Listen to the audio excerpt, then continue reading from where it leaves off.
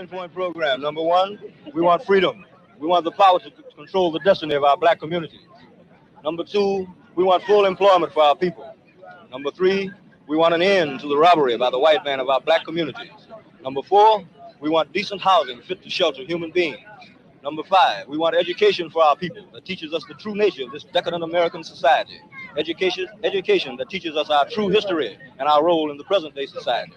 What are we doing daily? Like I said before, we are organizing the community, going into different people's homes, politically educating them, telling them exactly what is going on, not only here in Oakland, but in America and throughout the world. See, many black people are not aware of what is going on in America or what is going on in South Africa or over there in France, for instance. We organize, since the black community is not a reading community, we talk to them, show them examples. In our paper, we have pictures, so they can see what is going on. And then after they learn what is going on in the black community, then they can step forth and try to change themselves. Okay, thank you very much. Thank you. Thank you very much. Number six, we want all black men to be exempt from military service. I'm a draft counselor. We started the Black Draft Counseling Union because we realized the problem that black people are not aware of their rights under the draft law. We feel that black people should be exempt from the army because, they have nothing to fight for in Vietnam, nothing whatsoever. They go to Vietnam, they fight, they come back, and things are the same. They haven't gained anything. Number seven, we want an immediate end to police brutality and murder of black people.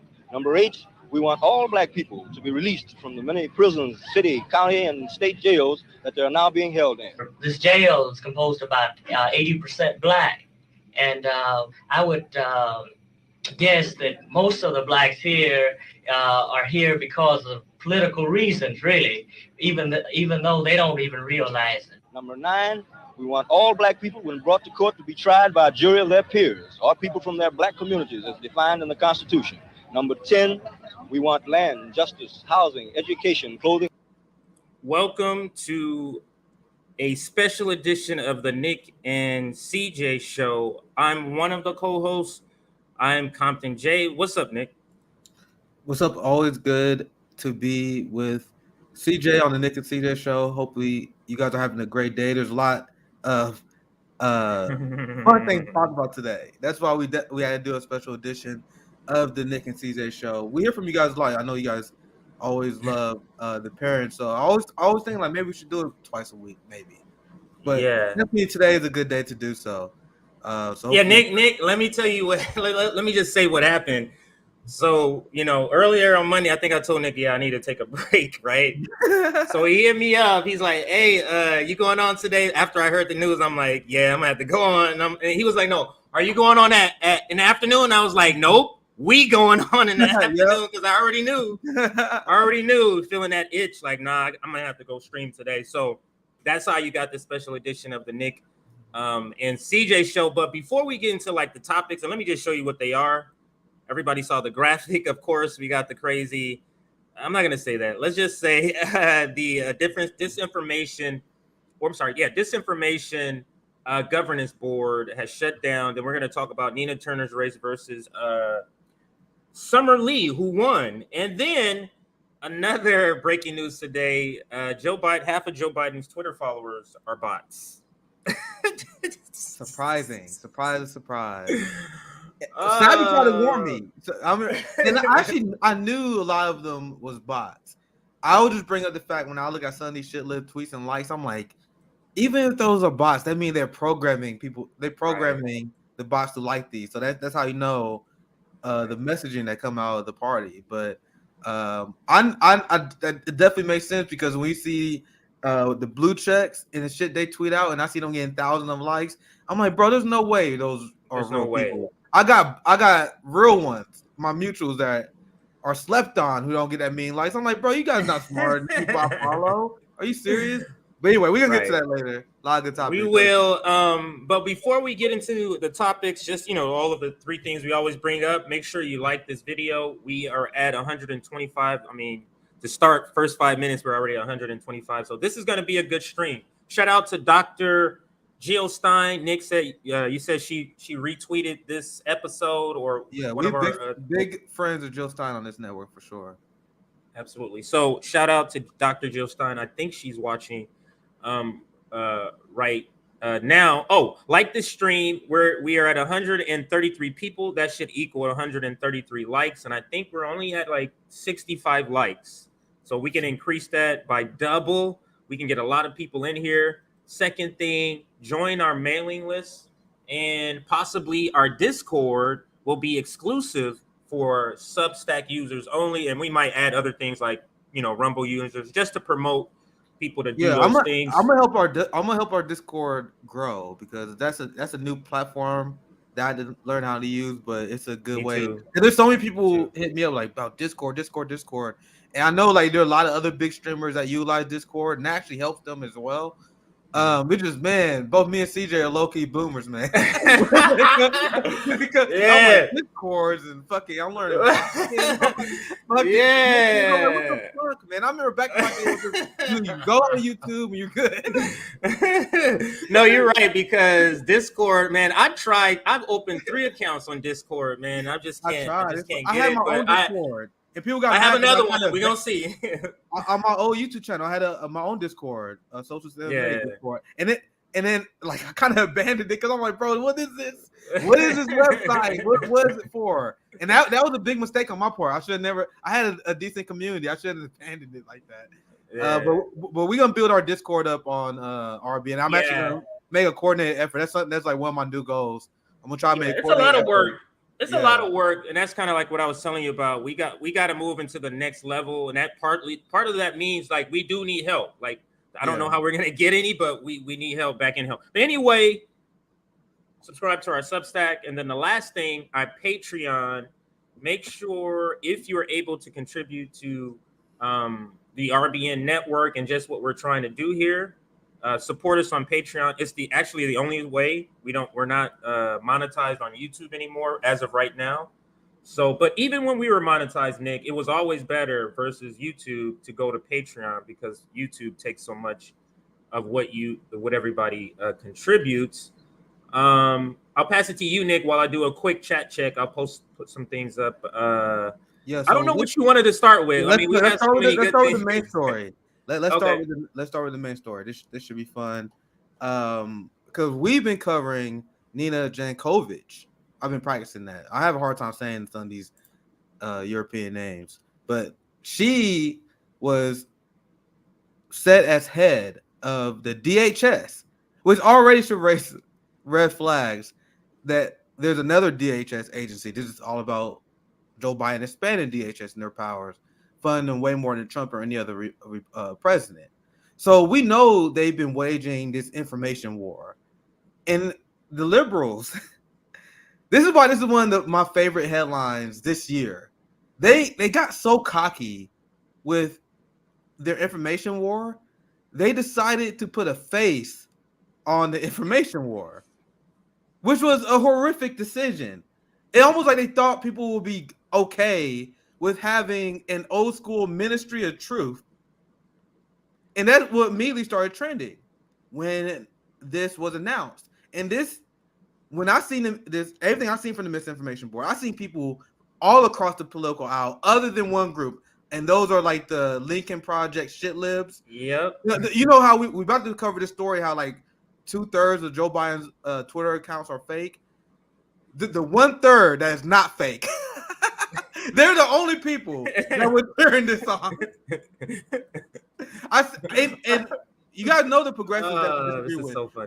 I even seen people that are to our right, like, and they consider themselves progressive. I've seen them criticize the Misinformation Board.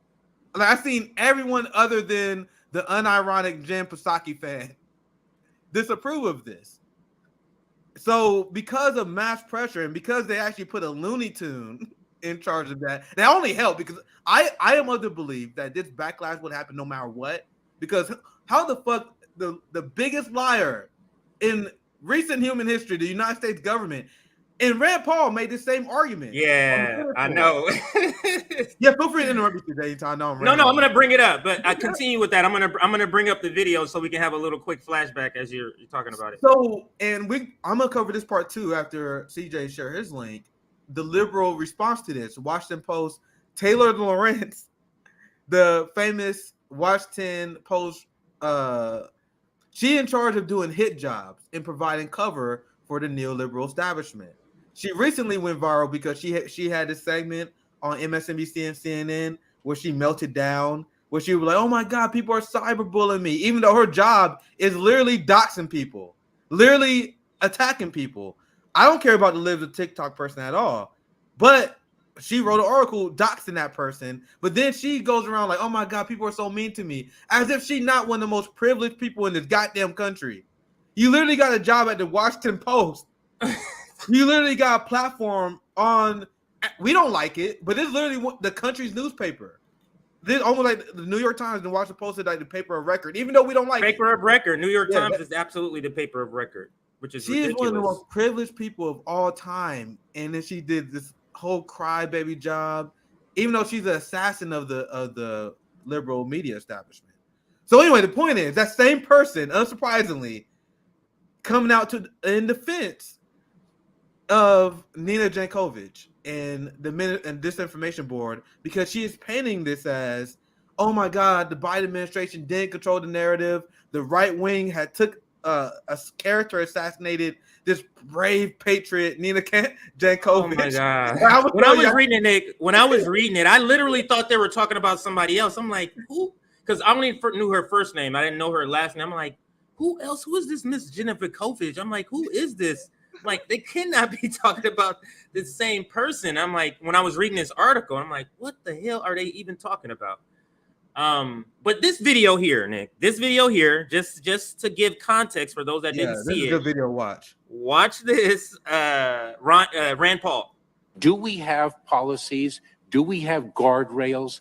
Do we have standards? But here's the problem. Ensure, we can't even agree. We can't even agree what disinformation is. You can't even agree that it was disinformation, that the Russians fed information to the Steele dossier. If you can't agree to that, how are we ever going to come to an agreement on what is disinformation so you can police it on social media? I think you've got no idea what disinformation is, and I don't think the government's capable of it. Do you know who the greatest propagator of disinformation in the history of the world is? The U.S. government. Are you familiar with McNamara, the Pentagon Papers? Are you familiar with George W. Bush and the weapons of mass destruction? Are you familiar with Iran-Contra? I mean, think of all the debates and disputes we've had over the last 50 years in our country. We work them out. Body in this man. Government being the arbiter. I don't want you guardrails. I want you to have nothing to do with speech. You think we can't determine, speech by traffickers is disinformation? You think the American people are so stupid they need you to tell them what the truth is? You can't even admit what the truth is with the Steele dossier. I don't trust government to figure out what the truth is. Government is disseminating disinformation. That last line, government is largely disseminating disinformation. Like, only as Rand Paul can do it. I'll pass it back to you, Nick. Whew, man. I got a lot of issues with Rand Paul, but he did us a great service. He gave us a clip that we are going to use for the rest of our lives. Like, you're going to be watching RB in 10 years from now. I'm going to pull this clip up. I'm going to still be like, well, listen how Rand Paul explains how we the largest purveyor of disinformation. Let me also take this opportunity to point out something else completely off topic, but is very relevant. And that is, this gives you a glimpse on what a coalition could mean. Now, we disagree with Rand Paul on like 95% of everything, but on this point, he's spot on. Yep. This is what coalition looks like. It means you're coalitioning on a specific targeted issue. And it just so happens with the libertarians, when it comes to privacy, when it comes to war, that is an overlapping issue. Go ahead. And we just beat them. So the thing is, when you form coalitions, it's literally laser focus on that goddamn task. Yes. I can rip Rand Paul for a whole stream. I've ripped on her many times before. But we have a laser focus. Together, we're going to take out this disinformation board. And together, we did that. And now we're done. That's it. Like now it's over. Now we are moving on, right? And this is what the liberal establishment, including Taylor Lorenz, is not including, because they are making this all about cyberbullying. oh my God, it was mean to Nina Jankovic and the right wing pressured them. No, you guys had Senate hearings and you guys was destroyed. Everyone destroyed you guys over and over again from independent media. I literally seen even some liberal skeptics like, whoa, this is pretty fucking crazy. I mean, disinformation board. Like, and then another point I want to bring up, because you just played the Rand Paul clip, because there's so many ways I can break this down. But think about what he just said. Now, this kind of veering off, but not really, because he said the United States is the biggest purveyor of misinformation. And this is why the Disinformation Board was always ridiculous at face value, because we all know that. Rand Paul would actually read this, and isn't that like an official record now? I don't know how, like, if it was that formal of an event, but it's like he, on the Senate floor, he explained all the many lies the United States have done. He explained how we won the largest purveyor of misinformation. And they know this. You guys think Rand Paul is the only senator who knows this? So think about what this misinformation board is really about. The disinformation board disbanding is a big L for Ukrainian propagandists, because they was going to rely on this so the U.S. government can label anyone who debunks the Ukraine narrative. Just for example, they was going to use that to attack anyone like us, like the gray zone. Think about all the people who debunk the Ukraine NATO narrative. They was going to use the disinformation board to attack anyone who challenged U.S. empire propaganda. That was going to be the point. Go ahead, CJ. I don't understand. If they were serious about this, why would they put this person as the head? Oh no, that to me is almost like, are you trying to not do this? Because you know what I mean? With all of the things they love to list, like in the Washington Post article, you're talking about all the things. Oh, she's this, she's that. But they're missing all the the list of crazy things that she does, and that shows her partisanship. So how are you going to have a board of truth and you have a partisan on it? Like, that is what's weird to me. Their strategy of using her is weird to me. Yeah, and that's why this was doomed to fail, and that's why they got destroyed, because people were pretending that she was like cyberbully. No, people were looking to her past, and she pushed Russiagate. The person that's on the misinformation board was the largest advocate of Russiagate.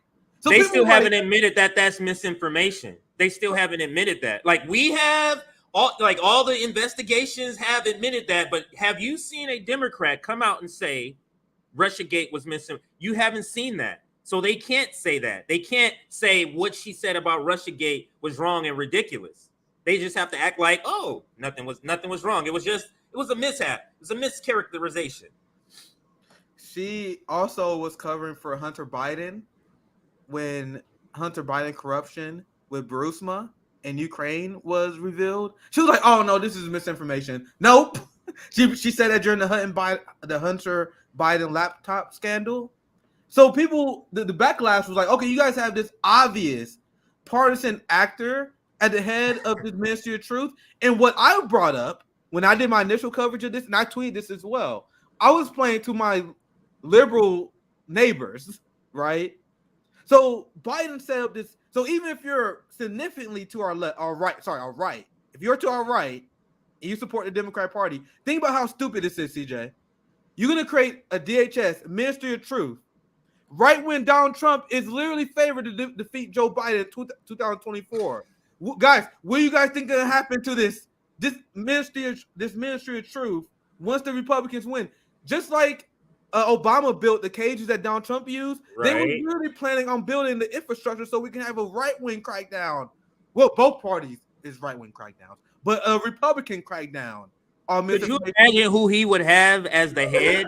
Could you imagine who he would have as the head? Just think of all the worst people that he could think of, and they would be the head. Imagine Stephen Miller, head of the misinformation board.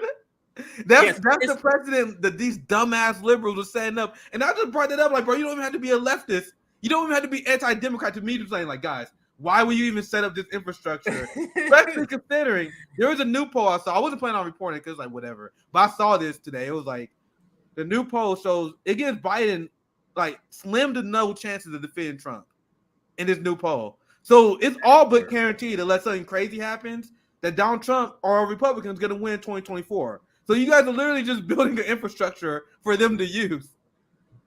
Which is crazy. You guys think they're gonna take away? No, they're not gonna take that away. Go ahead, It's TJ. so ridiculous. But the thing is, Nick, maybe that's why that woke them up. Maybe they realized, wait a minute, now we're gonna lose, and if we lose, that means Trump is gonna be all over this. So maybe we should not do this. Maybe that was it, or they saw the backlash and they said, wait a minute, liberals are against this, even our own constituents, the left, the right, libertarians. This is a no-win situation. Yeah, you guys know I pay attention to discourse, so you guys gotta believe me. Like there was the hardcore Jen Psaki stands. They was all for this, right? But I even seen some liberals. I even seen shit libs that was like, yo, I don't know about this. And I'm like, bro, if you guys are losing them, I don't know about that. There was a horrific decision. But don't get twisted. I saw someone else in the comments mention this, and I was going to bring this up as well. They're not stopping this initiative of labeling anyone who's critical of the government as misinformation. Like they're just changing strategies. They like, oh fuck, we fucked up.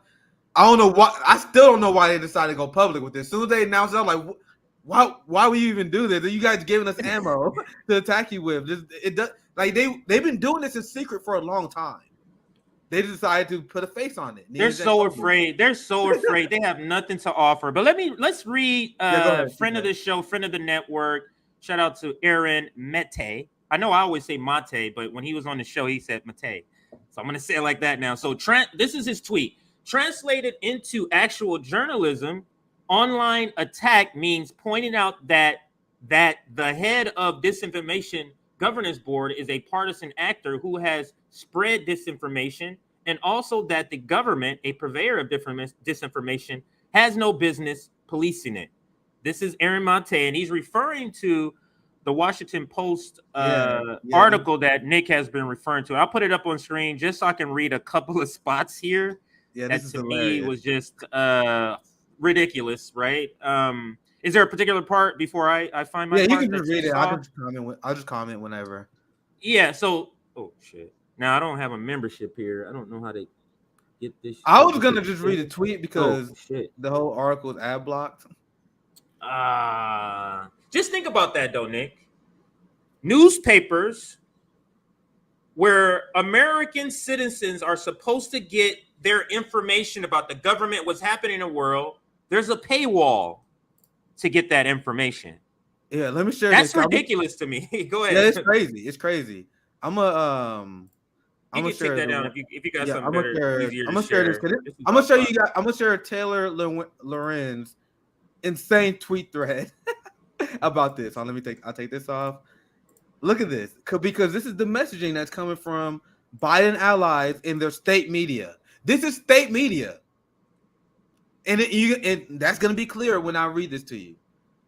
They are trying to paint, and I told you guys, everyone in the political aisle, other than a very small segment of voters, the people who like Joe Biden's tweets unironically, the non-bots, they're the only people that was down for this. I seen people I disagree with. I was like, damn, I don't like that motherfucker, but at least he on this.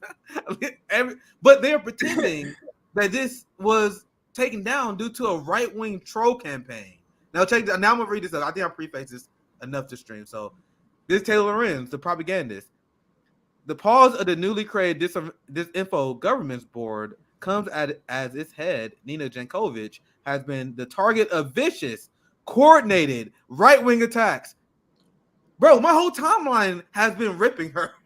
I've been having a blast on my timeline. Like, it's easy. You get a ton of just ripping her. Right wing, left wing. I've seen everyone memeing her. But you see, according to the Washington Post, this is you're trying to change the narrative. You're trying to change the narrative. Yeah. Sorry, go ahead, CJ. You can interrupt me anytime. No. I'm just to point that out. They're trying to change the narrative, and those words that you highlighted when she's saying those words are surgically placed there. Yeah. Coordinated, right wing. If you take those out and just read the article without that sort of salsa, if you will, like dressing on top. If you were to read it, it's almost a completely different story. So this is really just to rile up and explain to the base that still believes in this, Nick. That's who this article is speaking to. Is explaining to the base that still believes in this. This is what really happened. The right-wing people came after us. That's they will what they're believe doing. it. And the people who like Joe Biden's tweets, the people who like this tweet, the non-bots, it's like 2/3. Maybe I read the article wrong, but isn't it 2/3? So just do the math here. 2/3 of the real. Yes. Go to every single Biden tweet. 1/3 of them motherfuckers are real. So that's cause concern to me. That's still a lot of people. Those are the people who are gonna read this shit and they're gonna think it's real. But it's very interesting to me. Go ahead, CJ. No, go ahead. This is completely. I'm changing. Oh yeah, it's very interesting to me the completely different reality that's being set up here than what we already laid out on the show. And anyone who's just been following the story from day one, like if you were just maybe like let's say you work 80 hours a week, you don't pay attention to news. This is the first time you're hearing about the disinformation board. If the first time you hearing about a disinformation board only came through this article, you would have no idea what's going on. Because now look at this next tweet, because it gets crazier, CJ. Look who they blaming for this. Oh goodness. They saying Jankovic, she's paying her as a victim that was set up to fail by the administration because the administration was unsure of its messaging and unprepared to counteract with a coordinated far-right online campaign against her. You see how she is painting a completely different picture than reality. The reality, now let me fix this headline if you guys are confused what I'm talking about. The reality is Biden announced the DHS Disinformation Board, and then they faced a wave of criticism, and they lost public favor. And you see how instead of saying this is something that was unpopular among the American people, she's paying it as, oh, this was just the Biden administration being incompetent. It's because of far right. No, this fell because the people, the proletariat, did not approve of it. You dictator. And she don't want to say that because everything, just like the whole Buffalo shooting, everything for people that participate in the blue-red game has to be framed back into that. Has to be framed back into red versus blue, and that's what she's doing here to say we're putting this down. And I'm literally believe she's speaking to the people who steal. Like, what did you say? The 1/3 that's real, who really believe that she's speaking to them, so that they don't start to believe some of the criticism that everybody's hearing. Let me tell you the real reason, everybody that supports this, what's going on. It's because of those right-wingers over there. That's the reason why. When it's as if the left absurd. wasn't roasting them. Like the left was, everyone was. I swear to God, I don't even want to say names because even channels I don't like put out videos like, I don't know about this, bro. Like that's how bad it was. Sorry, CJ, I interrupted you. No. That's a perfect point. This is the next tweet I want to read because I'm showing you guys the propaganda. Like you left shit out, the propaganda report, whatever you want to call it. This is what we do, right? Now look at this. Look, this next one. You see how they're completely changing the story? The story isn't the public rejected this disinformation board because you guys are literally sliding into fascism. That's not the story. The story is about poor Nina Jankovic. It said Jankovic is currently evaluating her position within the department. After attempting to defend herself and her reputation online, she was told by the administration to stay silent while enduring unrelenting attacks and violent threats. You see how she's making it about something it's not? So I can have fun and I can just roast Nina Jankovic, but as goofy as she was, that is not the reason why people was upset at this. That was just like something we can latch on. Look at this goofy motherfucking part. They're playing the victim card, but the victim card works so well in the liberal community, Nick. The victim card works so well in the liberal community, and that's what they're making her out to be, like some sort of victim. They did this with Neera Tanden. They couldn't do it with Rahm Emanuel because everybody hates that guy. But it's the victim card. You're attacking her because she's a woman? No, Hillary Clinton is terrible. Not because she's a woman. But that's the victim card they wanted to play, and they're trying to use it here too. I like the idea of having a lot of diverse representation, but I want you guys to understand that is not why liberals do this. Liberals do not put these women in position of power because they have this fucking moral belief of diversity. They do it because they're like, If you put a woman there, you can say you're sexist if you attack them. That's why they try to prop up Kamala Harris. Fortunately, a lot of people are not falling for this. This is one of the strategies that's just not working for the Democratic Party. Now, look at this, because you know they're going with this angle, because now it gets even more ridiculous. A 15-year-old veteran of DHS called the department's response to the controversy mind-blowing. Not the idea of having the Ministry of Truth. That's not the bad part. It's the fact that it failed to protect Janukovic. That's her criticism. Her criticism is not the idea of the Disinformation Board. It's that DHS and the government lapdogs in the Biden administration didn't do enough to protect the head of the propaganda machine. Nick, to me, it's becoming clearer and clearer every day which journalists is on the ruling class side and protecting that class and everything that they want, and everybody else. And it's way lopsided, like way lopsided. Almost the entire New York Times. I mean, of course, Bloomberg News, Washington Post. Like, why do these voices, Nick, get space, get airtime on papers like Washington Post, the Bloomberg? How come we would never see an article saying Disinformation Board is complete fascism? You'll never hear that on any of these sort of. You do, they be gone. If that slipped through somehow, out of there. You out of there, bro. Be out of there. Yeah, exactly. Exactly. Before we move on with the conversation, just want to shout this out. Make sure you like the stream. We're doing good. We got 300 some people watching. Let's see if we can get to 400. Shout out again. I know it's Dr. Jill Stein hooked this up and got a lot more people. If you're new, make sure you subscribe. We are a leftist, I guess I'm comfortable with saying Marxist organization. We do mutual aid. We're about propaganda busting. We're about building community. We're about coalition building. So if you're here new, make sure you subscribe, like this. We're at 216 and we got 335 people watching. So that's another 100 likes we can get. We appreciate the support, fam, especially since we like 17.2K subscribers. So you guys are smashing the sub button and we appreciate it. We are only growing because you guys are sharing. And I already hear people saying our videos are buffering. There are a lot of shady shit YouTube is doing to our page. So we appreciate you guys for having our backup. Yeah. So I can continue to read the rest of this tweet thread, but I think you guys get the point she is making. Just real quick, the rest of this tweet thread is just painting Jankovic as a victim. Every single day, right-wing media and far-right influencer flood the internet with smears and attacks about her and her work. So I don't have to read, it's literally a whole thread about her literally changing the topic of the conversation. Once again, it's fun to laugh at this clown, right? But that's not the story. That's not the story, at least not to me, right? The story is the establishment information war. Now, I found this today. Let me fix the audio because I want to share a video and I'm actually interested in seeing your response.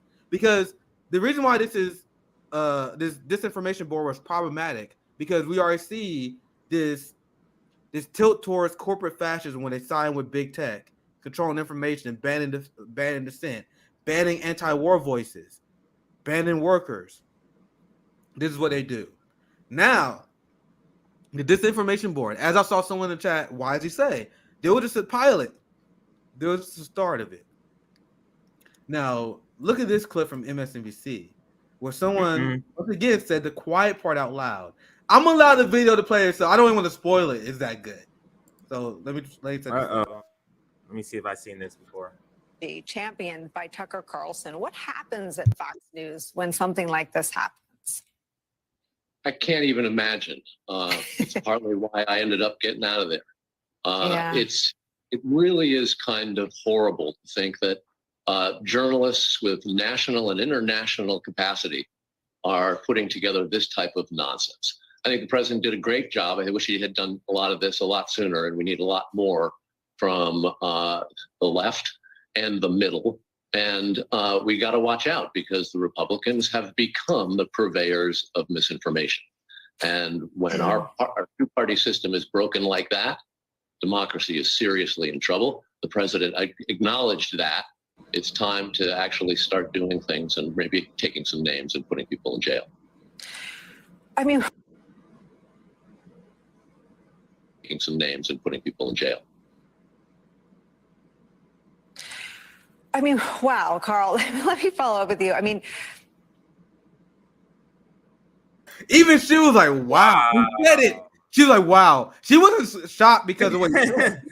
She was like, you said it. You said that out loud? We're on air. We're live. You know we're live, right? The peasants are watching. What are you saying here? So this is the direction that our establishments want to go. The disinformation board to start, guys. Why do you think they immediately went to social media? Remember, we covered the shooting.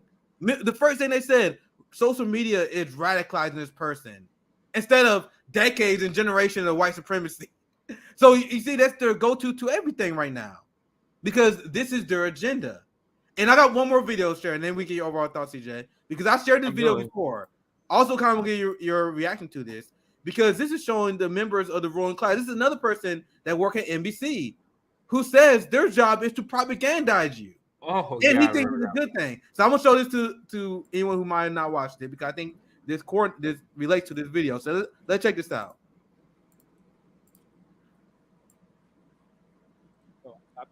You'll be the last question, but I just want to weigh in on that for 1 second. So there's another word for master narratives. It's called history. Basically, every country creates their own narrative story.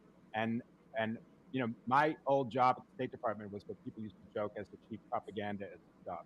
We haven't talked about propaganda. Propaganda, I'm not against propaganda. Every country does it, and they have to do it to their own population. And I don't necessarily think it's that awful. And this idea of a news cartel. I mean, I was editor of Time in 2012 during that election, and I remember, you know, you're competing against cartels and everybody. I remember being on a panel with the then editor of the New York Times, who said it's really hard to break through these days. The editor of the New York Times saying it's hard to break through. I wanted to jump off the platform. Like, what's it like for everybody? So, I mean, there's no, I mean, there are cartels, but cartels don't have hegemony like they used to. The gentleman right there, last question.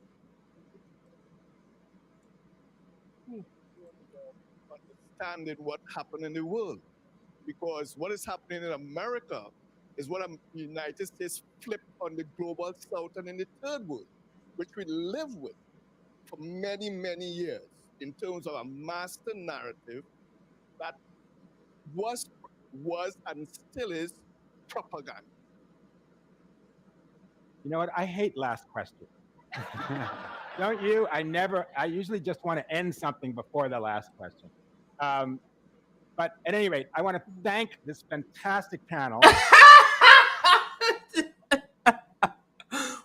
What? Yeah, he like, nah, I'm not answering that question. And this guy is, I always forget. I got luckily Caitlin. He is a political analysis at MSNBC. Yeah, no, I've seen him many times. He goes on the Joe. What is it? Morning Joe, like all the time. That guy goes on there, and they always, you know, kind of reference back to that guy, and he's terrible. Go ahead. So why am I playing that? Do you guys think Joe Biden's disinformation board would have went after him? The guy who admits that he engages in propaganda? A guy who obviously lies for a living? No, they went at Matt. The disinformation. What does he mean by it gets harder and harder? Like, what does the New York Times mean by that, Nick? That means it's getting harder and harder for this propaganda to seep in. Is that what they're saying? There's not. If I'm wrong, let someone correct me. But if I'm hearing them right, he's talking about how there's not like this giant media cartel like there used to be, because there's independent news. There's media like us that debunks what they're saying. There are even people who are still a little bit more partisan, but they're more independent than they used to, right? So that's my interpretation, because obviously I didn't see the whole speech. Maybe with more context I can understand. But based on what I've seen, he seemed like he's complaining that the New York Times, the Washington Post, like, if you guys think it's bad now, think about the 70s and 80s, bro. Whatever they print was fucking truth. maybe there were some old school truth tellers, like young Bernie Sanders back when he used to rebuke the CIA, rebuke Ronald Reagan, and he used to call out Operation Condor and the war on the global South and the new Cold War. He used to call that out. So there was a small amount of people in the fringe that used to do that. But for the most part, whatever they printed, whatever was on them 2 news channels that was on the TV, they had 5 channels back then. Man, it was hard breaking through then. I think that's what he's saying for the most part. But now it's harder to just have that cartel. Because there's just so many outlets. Now, this speech here is connected because I don't know if you know, Obama's been on a disinformation tour a couple of weeks back. He was going on different interviews. And I covered this one, but this is a snippet. Let's listen to what Obama says here, and then we'll kind of comment on the other side. I think the volume's up. Now, the good news is that almost all the big tech platforms now acknowledge some responsibility for content on their platforms, and they're investing in large teams of people to monitor it. Given the sheer volume of content, this strategy can feel like a game of whack-a-mole. Still, in talking to people at these companies, I believe they are sincere in trying to limit content that engages in hate speech, encourages violence, or poses a threat to public safety. They genuinely are concerned about it. They want to do something about it. But while content moderation can limit the distribution of clearly dangerous content, it doesn't go far enough. Now, the good news is that almost all the big tech platforms now acknowledge some responsibility. It repeats there, but the point of the video is that Obama is saying they're not doing enough. Then a few weeks later, the Disinformation Board is introduced. This speech is several weeks before they come out with it. And now this clip is from a Tulsi Gabbard tweet, but in her caption, she's talking about how Biden is not running the White House. There's several shadow presidents, maybe Hillary Clinton, definitely Barack Obama is back there making decisions. But Nick, answer this question. Why is it that misinformation is the top priority of the ruling class right now? Just think about it. We have evictions going on. We have the pandemic, but the most important thing to them is disinformation on social media, on entertainment, not disinformation on CNN's website, on an entertainment site, quote unquote, disinformation. What is that? What does that say largely about the landscape of what's happening to the country? I think it means we're slipping into fascism, even further than into fascism. I'm telling you guys, man, if Marxists, we don't miss. We predicted this. When have Marxists ever had freedom of speech in this country? As late stage capitalism gets worse, more of those freedoms that you think you had, those temporary allowances, they're gonna stop going. They're gonna start going away. As late stage capitalism gets worse, as people's quality of life goes down, as people get more radicalized because of that, liberals always talking about the rise of white supremacy, and they do so without any class analysis. It's a very basic concept that has been studied in multiple societies throughout human history. The worse people's material needs are, the more radical ideologies tends to dominate. And that is what's happening now. And when I mean radicals, I even mean anti-government. In context of our society, anti-capitalist thought. So they know this is going to happen. And it shows how evil they are, that instead of addressing the material needs of people so things don't get too bad for them, they rather wage a propaganda war. They rather increase the police budgets more because they know social unrest is going to get worse. That's why you see them attacking homeless camps, because their job is to serve capital. And then as our society continues to get worse, even as we roll back the drug war, less drug enforcement going on, but they still increasing the budgets.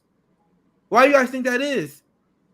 To wage war against the working class people and class conscious minded people, and to enforce the racial and class hierarchies. And the fact that this channel even exists and this kind of information is spreading among our generation, which is much more anti-capitalist, is why they are waging this information war. This was in response of the wild west of information. They lost control for a little bit, but they quickly adjusted. And I said this many times before.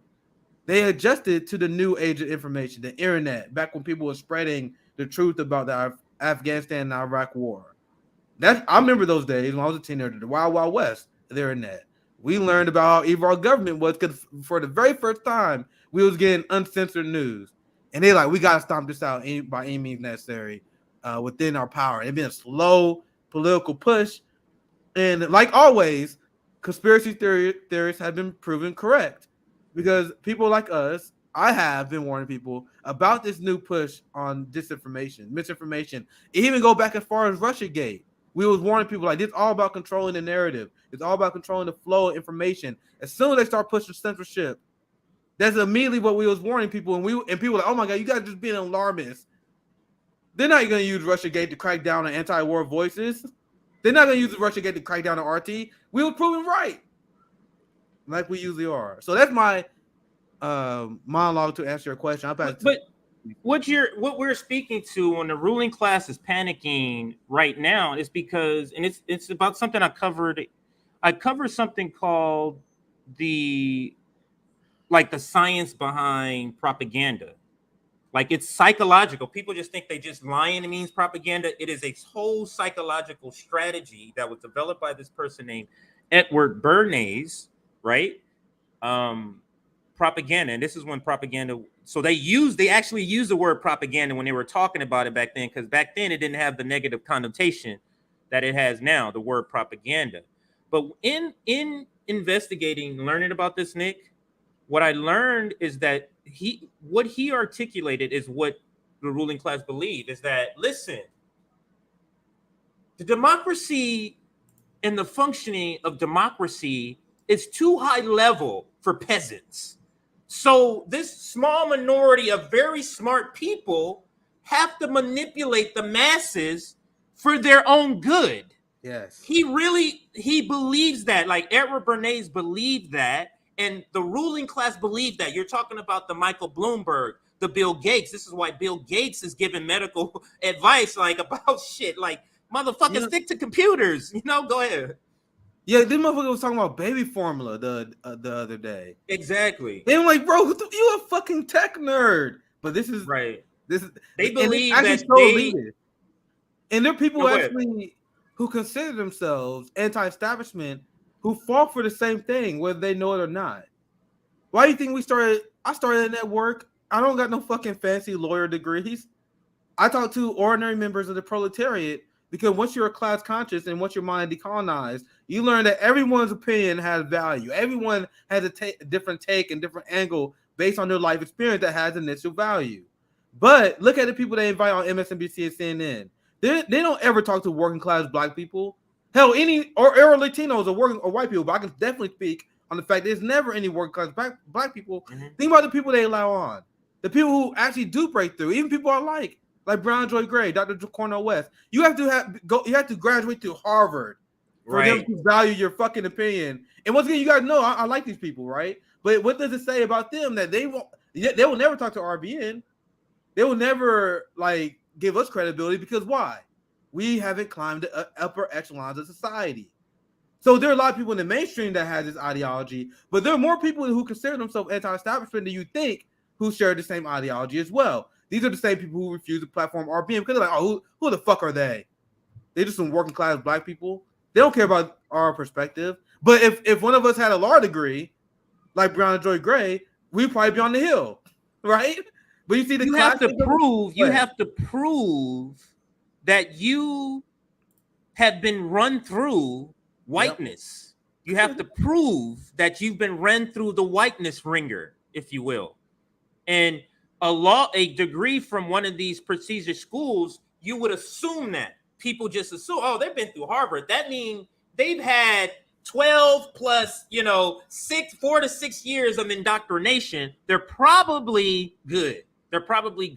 So, and that's what it is. Because for those like us who are experiencing, Nick, the results of neoliberalism at the bottom, why would they want to talk to us if we're going to come on and say Joe Biden is a war criminal? Why would they want to talk to us if they say Joe Biden is murdering people in Somalia? Why would they want to talk to us? Joe Biden is bombing people and he's a war criminal because he's bombing people in Syria. Like they wouldn't want us to say these sort of things, and that's the reason why they don't like to have us on these networks, because it's like they don't have any idea what's gonna happen. They're so scared. Yeah. Like, are you gonna say something that shouldn't be said? You go ahead. No, sorry, you don't point. We are too unpredictable. That's why big props to all the people who did take a chance to platform this, because it's a big role. You're not getting that Harvard educated script. And I've been telling you guys since day one, like, bro, these Harvard educated people aren't shit. And I realized this later in life. Once I was in sales, I'm talking to a lot of these people. I'm like, you guys not really that smart. Think about the people who graduated from Harvard and Yale. Alan Dershowitz. Yeah. You guys really think that Alan Dershowitz can hang with me in foreign policy? If we have foreign policy, he's a war criminal. He is a Zionist war criminal. But that is what they teach you in elite academia. In elite academia, it's not a exchange of high-level ideas, especially at least not on the social sciences. I'm not gonna comment like on physics and that kind of stuff, but like when you come to social sciences, there's not a high-level exchange of ideas. When you go to Harvard and Yale, they are just propagandizing you. Why do you think Dr. Cornel West didn't get tenure? Because he didn't fall for the propaganda of being a Zionist. He showed support for Palestinians and BDS, so they said, no, you're not getting tenure. Is that an intellectual dispute? No, he's not joining your side. Elite academia and the people that are trained by elite academia, they train to believe in Western chauvinism. They learn that imperialism is a good thing. They believe in the two-party duopoly. That's why when you see someone who comes from elite academia, they want to hold on to that shit so hard. And they have a hard time engaging with RBN because they want to explain to us, oh, actually, we gotta engage in incrementalism and go through the red-blue parties. We actually got to support the U.S. and Ukraine because they are programmed to believe in Western chauvinism, even though it does not hold water. They all believe in trickle-down economics. They all Reagan Republicans in Harvard and Yale. Who's that fucking dumbass? I think Ron DeSantis graduated from Yale, right? He from one of them. From one of them. I don't remember which one. There's that dude Tim Scott from Texas. That one dumbass dude. He came from elite academia. There's like this long list of clearly dumb motherfuckers. Jeb Bush, elite academia. If you know any other George Bush graduated from Yale. Let's play a game. If you guys know any other examples like that, let us know. Matt Gaetz. Did Matt Gaetz graduate from elite academia? I don't know. Maybe I'm making shit up. But anyway, you guys get my point. These people are dumb as hell. They graduated from, but he's probably grandfathered in. He was grandfathered in though. Matt Gaetz and George Bush was grandfathered in. I mean, come on, George Bush. Get into no. Actually, let me look up Matt Gaetz. Yeah, so they probably were grandfathered in. My point was, I do want to round my point up. I know I went a little long on that, but my point is, you're not getting a higher quality analysis from those people. They've just been propagandized. And when you look at the people in the media, the people who are allowed to commentate on MSNBC, CNN, they all come for that elite academic circle because they are taught the propaganda. And it's funny to me, they are friends behind the scenes because they went to school together. Their dad went to school together. Ivanka Trump and Meghan McCain, they all fucking friends. She's friends with Chelsea Clinton. Like, there's all these examples of the ruling class being friends with each other. Right? Even when they all was attacking Hunter Biden, there was pictures of like Hunter Biden hanging out with Republicans, and then they turned on them for political reasons. Like, bro, they are all friends. Yeah, but I'll pass to you, CJ. I don't know why we went on that tangent, but it had to be said. No, it's fine. we always go on tangents. I'm just get the White House's official word on it. I have a video I'm gonna put up. It's a short video, like 30 seconds, 50 seconds. I can't remember. But this is Karine Jean-Pierre, I think that's how you say her name, who's a former MSNBC, who is now working for the White House. It's so funny how they can go from the government to mainstream media to corporate media back and forth just so easily, like Jen Psaki is about to do. But let's listen. to continue. So if it's pausing because you think the board was mischaracterized, then the disinformation board is being shut down because of disinformation? Is that what's happening? Look, I mean, that guy is totally from Fox News trying to rub that shit in. Is that totally from Fox. I think it sounds like him. That's why I'm saying it sounds like that sounds like him. Let's listen. Being shut down because of disinformation? To continue. So if it's pausing because you think the board was mischaracterized, then the disinformation board is being shut down because of disinformation? Is that what's happening here? Look, I mean, the board was put forth for a purpose, right? To make sure that we really did address what was happening across the country when it came to disinformation. And it's okay to wait now, 75 days. It's just it's going to pause. There's been a mischaracterizations from outside forces, and so now what we're going to do is we're going to pause it, and we're going to do an assessment. Man, they got but hurt. the work doesn't stop. We're still going to continue the work. The DHS This is so flimsy.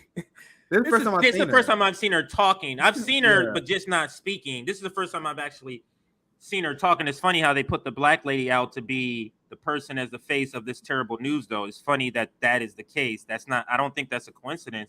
But you can see how uneasy in her face, how she's looking down. She's uncomfortable with even talking about this, giving this flimsy answer to why it's being paused. It's being paused. It's not being paused. Just like when campaigns say, "Oh, we're suspending our campaign." You mean canceling? You mean you're dropping out? You're not suspending your campaign.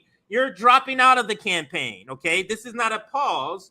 You're canceling it because of mischaracterizations. So if we mischaracterize the 40 billion you're trying to send to the Ukraine, does that mean you're gonna just say, you know what, we ain't gonna send that shit because we're being mischaracterized, Nick? That's what she's trying to get us to believe. Man, look how uncomfortable she is, just like you said. She is uncomfortable. You guys know my position on that. I said many times on the show, this position should not exist. Like, imagine if that Joe Biden that have to answer questions on this, as it should be. Like, how do they find this loophole?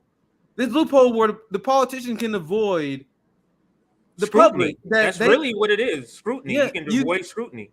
There's a loophole where you get to avoid addressing the public because you got this press secretary that does it in your behalf. You work for us. And then no one is dumb enough really to buy the argument that these people are so busy that they don't have an hour a day, at least an hour. I would say at least 5 times a week. Do you guys really believe that Jim Crow Joe Biden, the guy we already established that we all know is not really in charge, do you guys really believe Donald Trump, who they reported many times took so much vacation time as president? I think they all do. And I 100% believe that Trump probably did more than most did, right?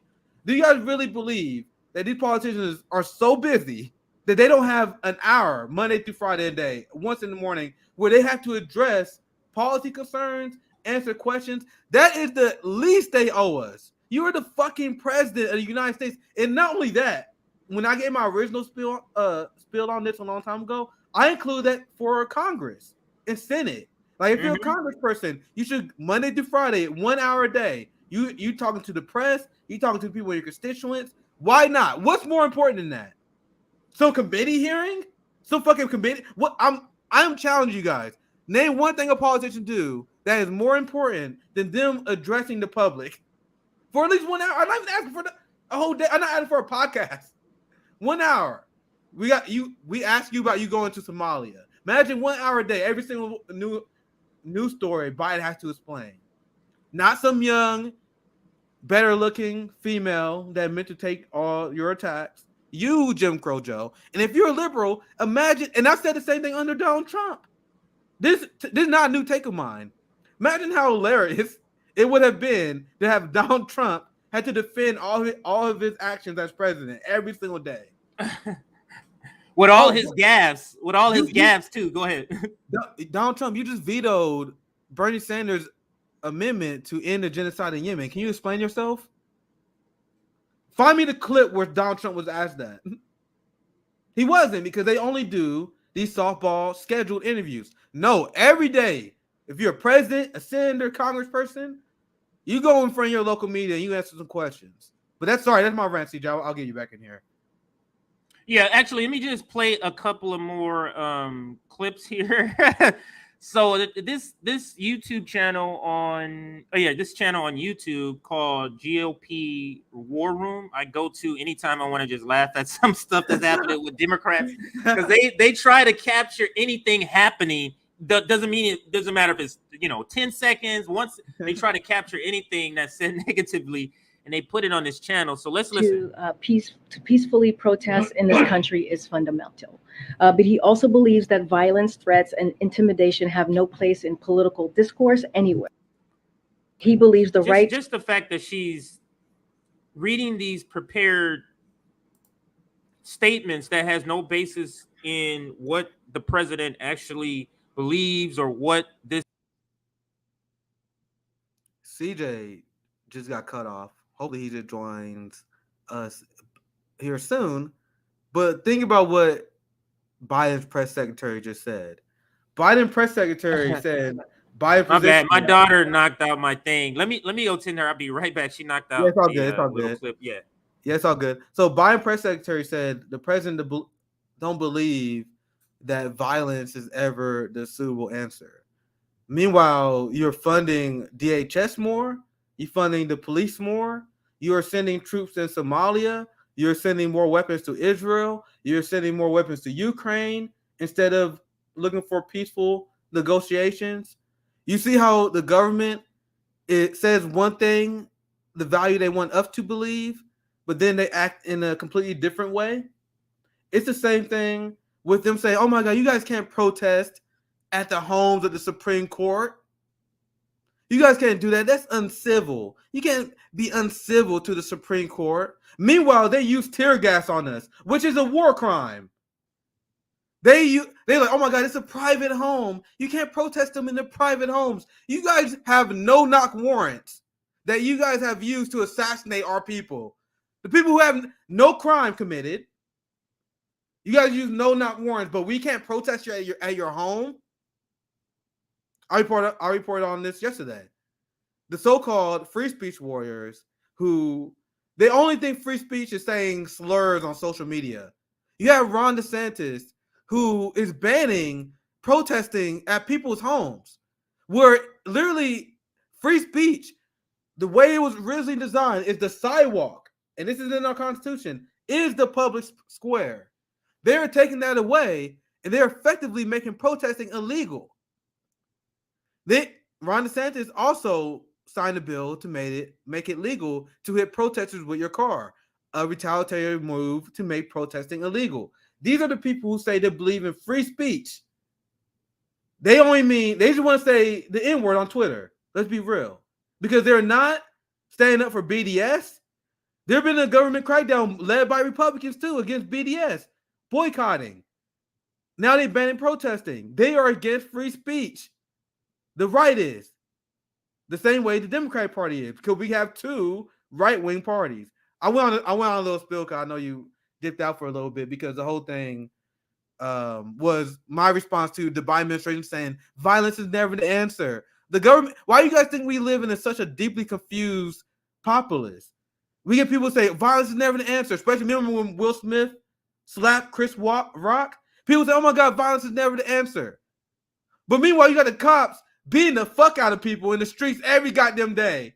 Do you guys see the video of that cop punching that kid? There's another video of the cop. He was in school. He was at the school. He body slammed this black girl. Then there's another video of a cop punching this old dude, knocking him on his head, sending him to a coma. The same people that endorse this state, that engage on violence against us, they tell us violence is never the answer. That's why we live in a deeply confused populace, because we get all these confusing messages from our state. So that's my rant while you was gone, CJ. I can always pull them up out of nowhere. You want to add? You want to chime in? You muted, by the way. Check your audio.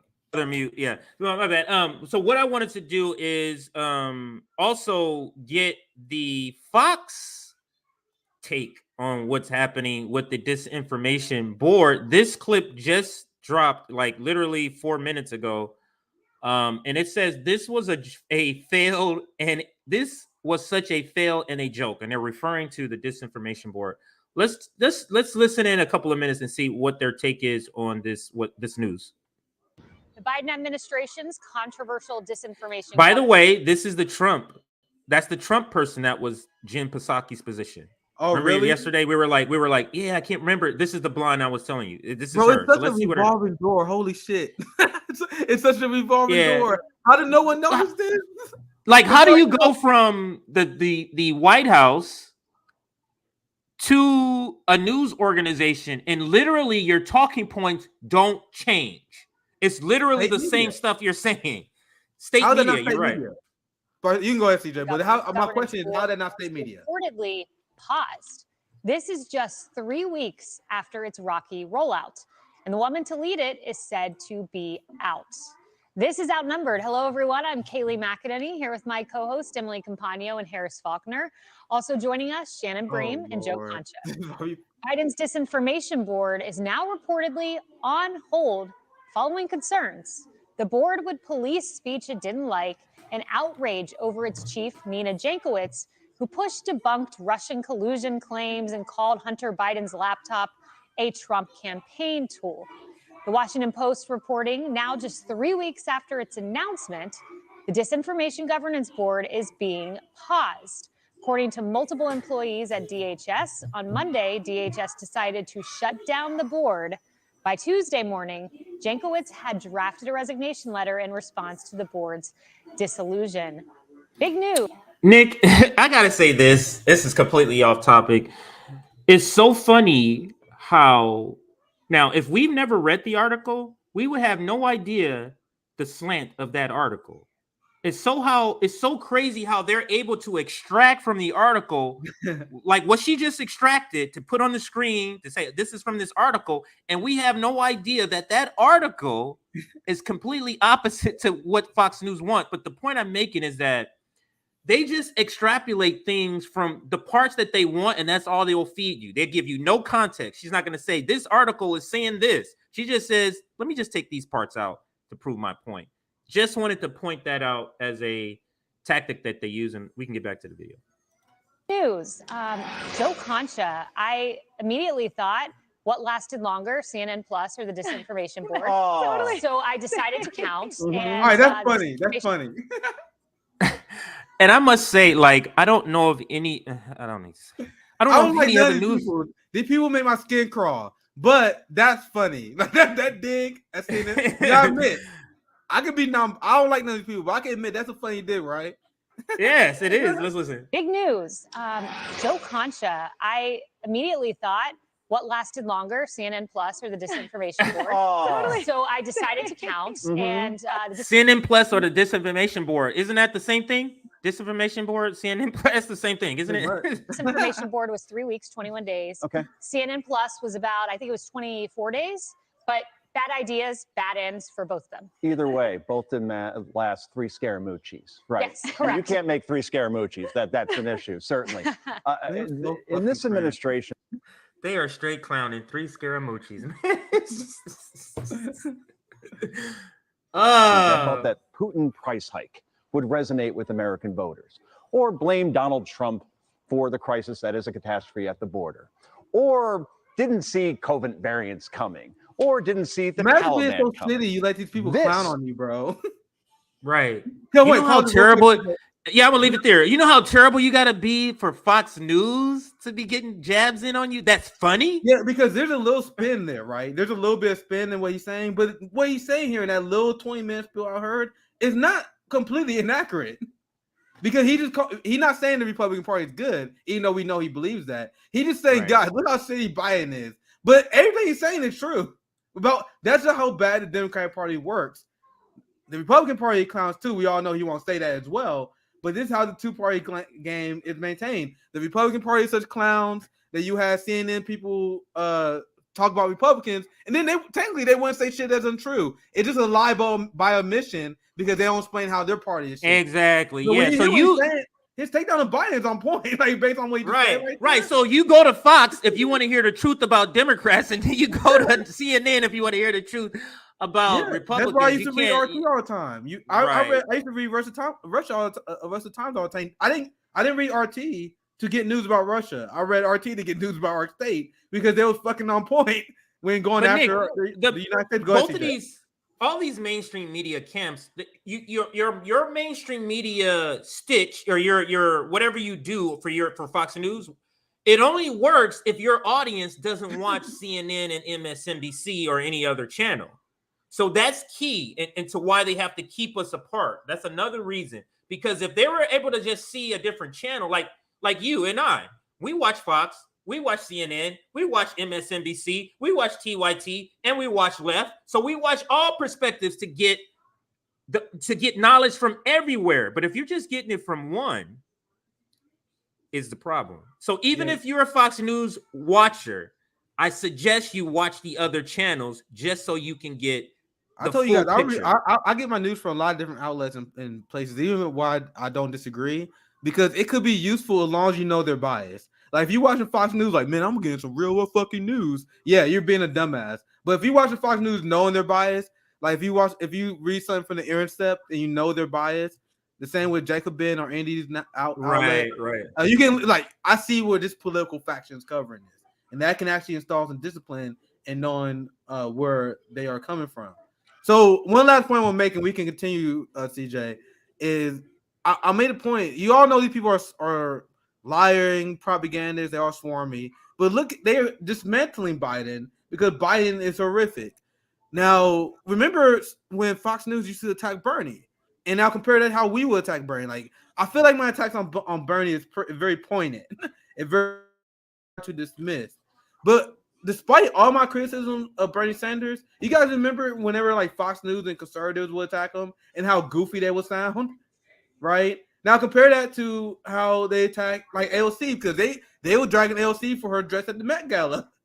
And it was like they was fucking killing her because they were calling out how bad of a politician she is.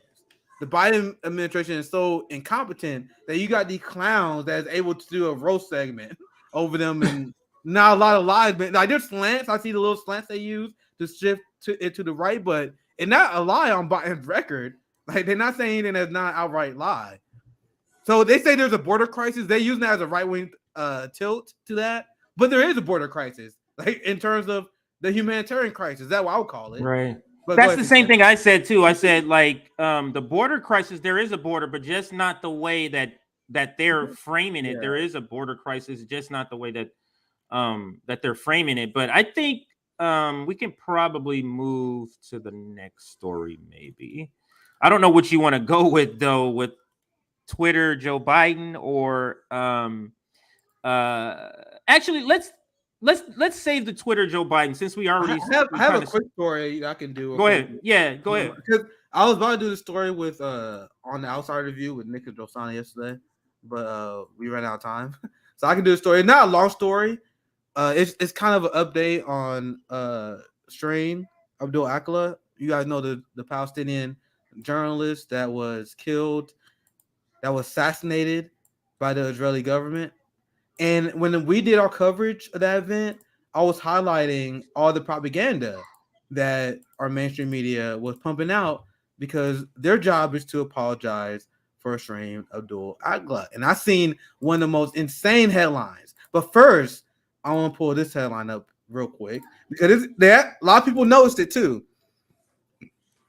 We wasn't the only network that covered this because people finally starting to call out the insane Zionist propagandists. U.S. mainstream media lets Israel manipulate reports on killing of journalist Shrem Abdul Akla. And this is the ridiculous headlines that we have covered. Like New York Times saying stuff like, oh my gosh, she dies at 51. As if what do you mean dies? As if like she had a stroke and passed away or something. Like, no, she had a media vest on, a helmet on, and an Israeli sniper did a precision headshot on her. That's an assassination by any definition. Am I right, CJ? Like, that's an assassination. They know who she is. She's been reporting on Israeli war crimes for decades. Was a hero in the Palestinian community. There was thousands of people that was marching and honoring her during her funeral. And then we cover later how the Israeli army was attacking the funerals, and they were attacking another funeral of some person who died. Is this someone calling out New York Times? The guy said, "Hey, New York Times dies at 51 is a really strange way to say a journalist was shot in the head," right? So I'm showing you guys this first. We don't dive in that much. This is the last thing I want to show you guys, because the West propaganda is to side with Israel, but Zionism is an evil ideology. Do you guys want to know how Zionist is covering this? This is an insane headline. And I'm not afraid to say it because I'm not intimidated by the clowns who use anti-Semitism as a weapon to shield Israel. Because Palestinians are Semites too. So I reject their entire premise. Zionism is not connected to Judaism. When I say Zionism is trash, that do not equal Jews are trash, because that connection itself is anti-Semitic. To claim that Jews have to be loyal to Israel. But it's a fact that the ideology of Zionists is disgusting. This is what comes from their media outlets. They said the death of this is how they covered the death of the hero, Shreen. The death of an anti-Semitic journalist. Should we mourn? And she said Shreen Abdul Akla worked for the Jew-hating Al Jazeera. Went out to a live battle scene and met her death. That's the story. And Alan, friend of the show, he says, first they kill you, then they smear your reputation. And it's important to cover this because the West, the United States, and Israel, they will change history. Like, even if it seems like there's a narrative going against them, they will repeat their truth over and over and over again. And then in 10 years, because Zionists are so brainwashed, in 10 years, if this goes unchallenged, you're going to hear people who are Israel bootlickers that say, yeah, Shreen was a fucking terrorist sympathizer. You know, repeat the truth until it becomes fact. The truth is written by the winners. Because as it looks right now, it looks like Israel going to complete the ethnic cleansing of Palestine. I don't want to, it hurts to say it, but that's what it looks like. So in 15 years, because of Zionist news that's smearing her as a Jew hater, that's going to be fact in Israel in 15 years. I promise you. The same way they attack Hamas and Palestinians who defend themselves. That's one of them things that started as a propaganda campaign that AIPAC and the Israeli lobby to repeat over and over and over and over again. And now people literally connect Zionism with Judaism. And people don't even realize that that's anti-Semitic. There's so many people that are shocked when I tell them that Palestinians are Semitic people. So saying that you stand with Palestine and Semitic literally makes no sense. But it doesn't have to make sense. You just repeat it over and over and over again. That's why we have to cover this story, even though it's ridiculous. Because if we let this headline go unchallenged, the Zionists, backed by U.S. propagandists, as we show here, they're willing to do the bidding of Israel. This will be fact in 10 years, in 15 years to Zionists. So I know that was my little mini story rant. CJ, anything else you want to add, or we can get some comments? Because I just want to. Actually, I just not add to that. I do have a short story too. I mean, I'm sure you'll. Yeah, go ahead. Have a lot. I'm sure you'll have a lot to say. So maybe the discussion won't be short. But the next story, which is the Summer Lee versus Nina Turner. What I wanted to do is because I saw the progressive wins. There's some progressive wins last night, and the progressive media, leftist media. So we're going to go to that middle story there. The difference between Nina Turner and Summer Lee's race. The reason I wanted to do it is because it felt to me like part of left media may go down this route, and I wanted to make sure we covered it. That Nina lost, but progressives are still doing good. Look at all these wins. Because so we need to make sure we understand the difference between what happened to Nina Turner and what happened with Summer Lee, for example. And the reason I'm using Summer Lee, because she's the most close to what Nina Turner's situation. She had the pro-Israel group come in, all this money. She had all these outside groups come in with all this money. But the difference is Nina Turner lost and Summer won. Now, let me share with you. I sent this to you, Nick. I'm going to share a couple of things. I'm going to share a Nina Turner ad, and then I'm going to share, or actually, I'm going to share Summer speaking first. And then just listen in the difference in what Summer is saying versus what Nina is saying. Because what we always say, Nick, what can trump dark money? Grassroots enthusiasm. That's the only thing that can trump dark money. Now you listen to how Summer speaks, and then I'll ask the question to the audience afterwards. So let's listen. I think I'm sharing it. Yeah. So let's listen to Summer right here. I'm Summer Lee, and I am excited and proud today to announce that I am going to be running for my bad. Congress in what is currently Pennsylvania 18th District. And like Brandy, I also want to thank our current Congressman, Mike Doyle, for his 25 years of service to this region, for standing in the gap for so many, and as Brandy so eloquently said, for his leadership and willingness to think about our future generations, to think about where our region is going, not just where it's been, and how we're going to get there. I don't take this lightly at all. I know and understand the gravity that we're facing. We are a country, we are a region, and many unprecedented crises. We are facing an imminent threat to our voting rights, to our democracy. That's not new, but has absolutely picked up steam in these last recent years. We are facing the dual pandemics of COVID-19 and the racial justice issues that it exposed, where we had a country, right, that already had pre-existing inequities that exposed that created the pre-existing conditions that made this pandemic ravish so many vulnerable people more than others, right?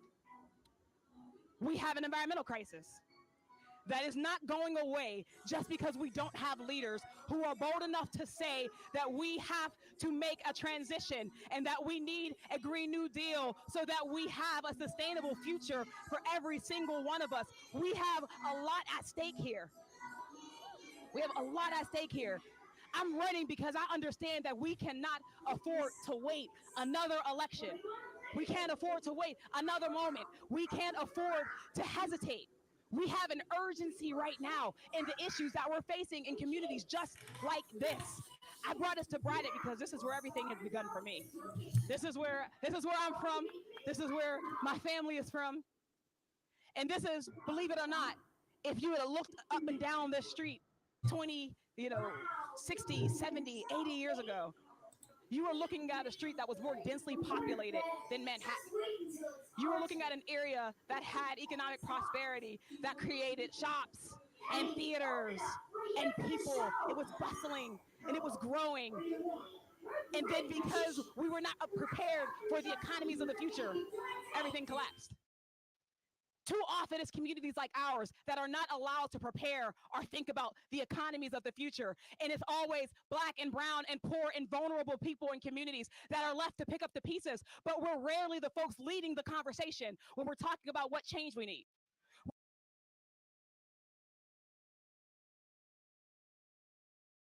Picked up on why I'm playing this video. She gets a little bit more fiery in a little bit, but she is clearly speaking differently in different terms. She's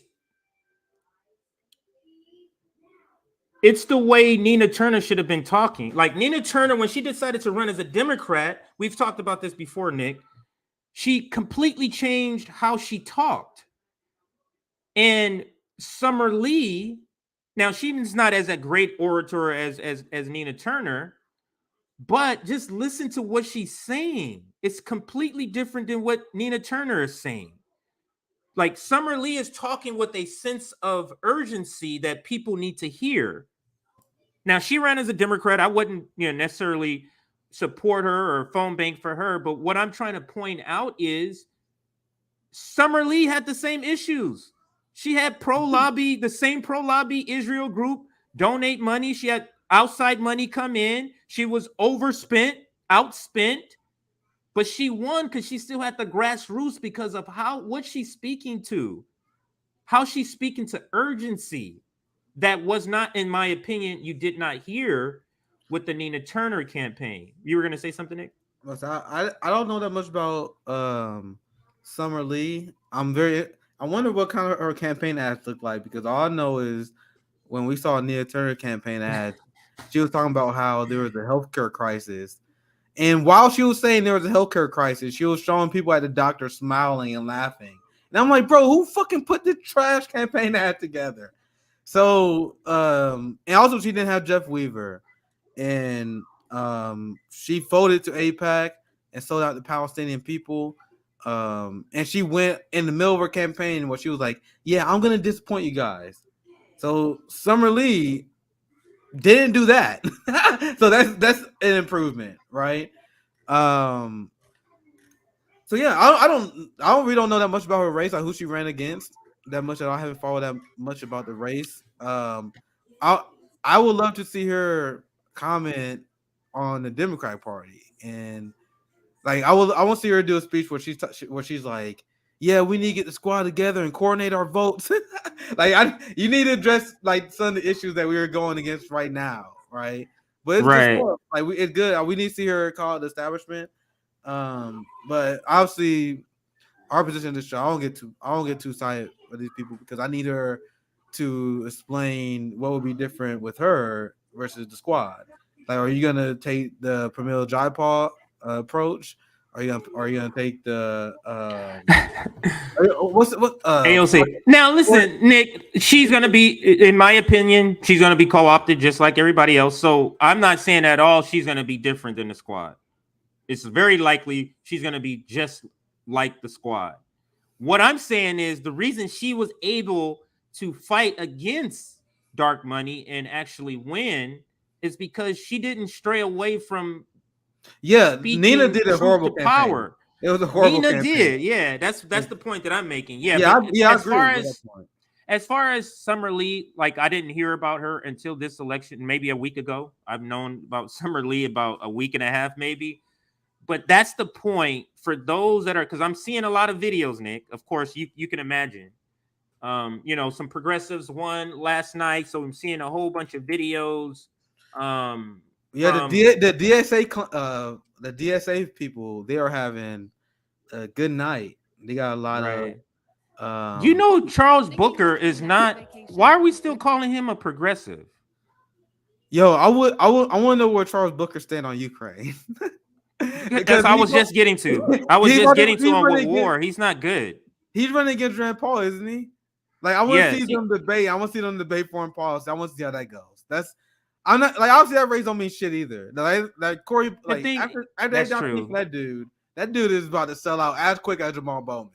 Like Charles Booker has been the most. That's a good point because when it gets to the war debate, Ron Paul was going to be to the left of him.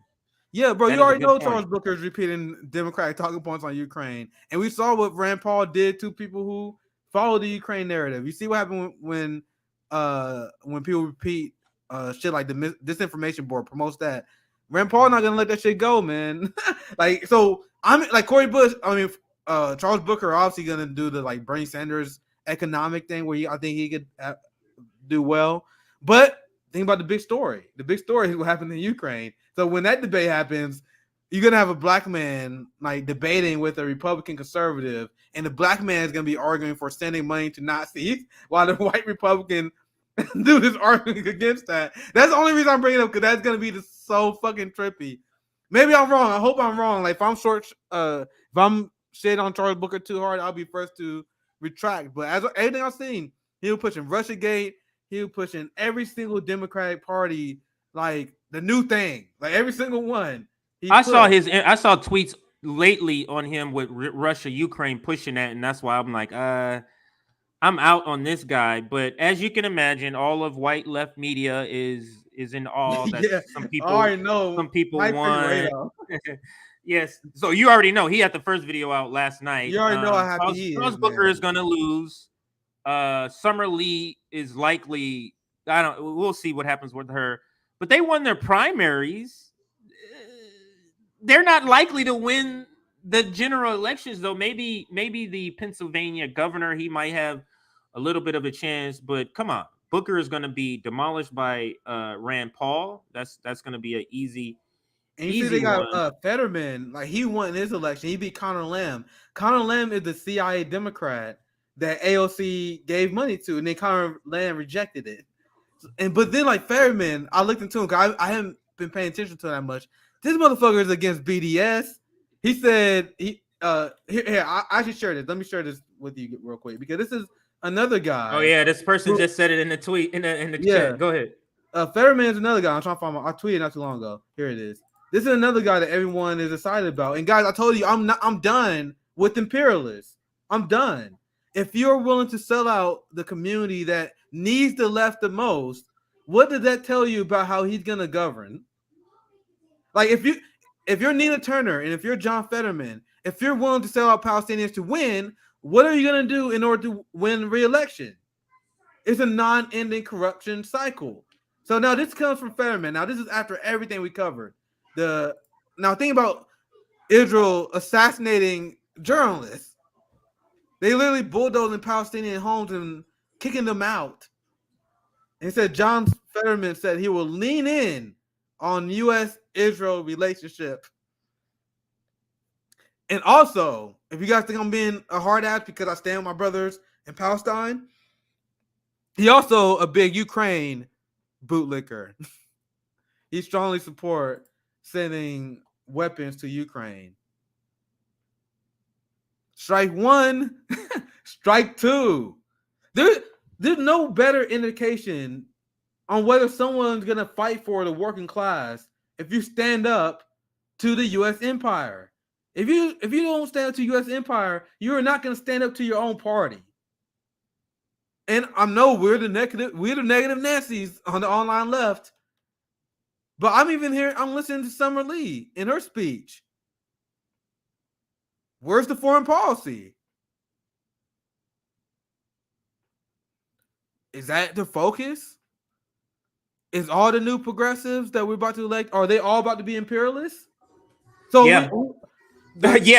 Actually, that's one thing I've noticed, Nick. That's one thing I've noticed, that they've all been weak on that particular issue, on war and Israel. Red flag.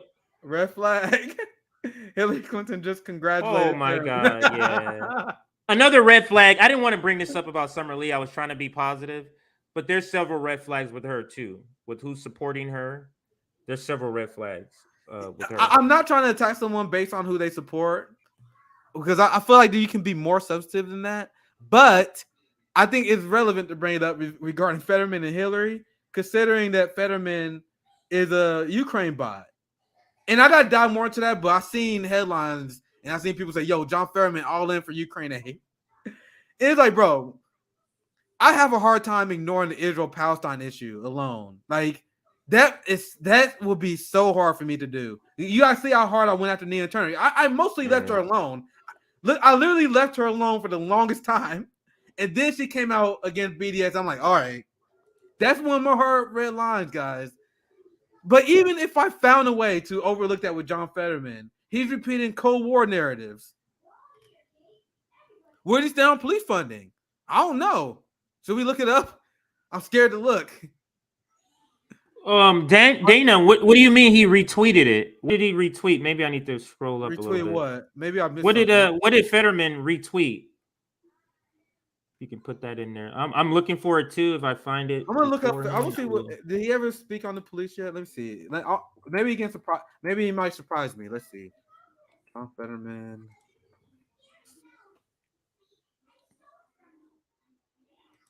I don't see anything.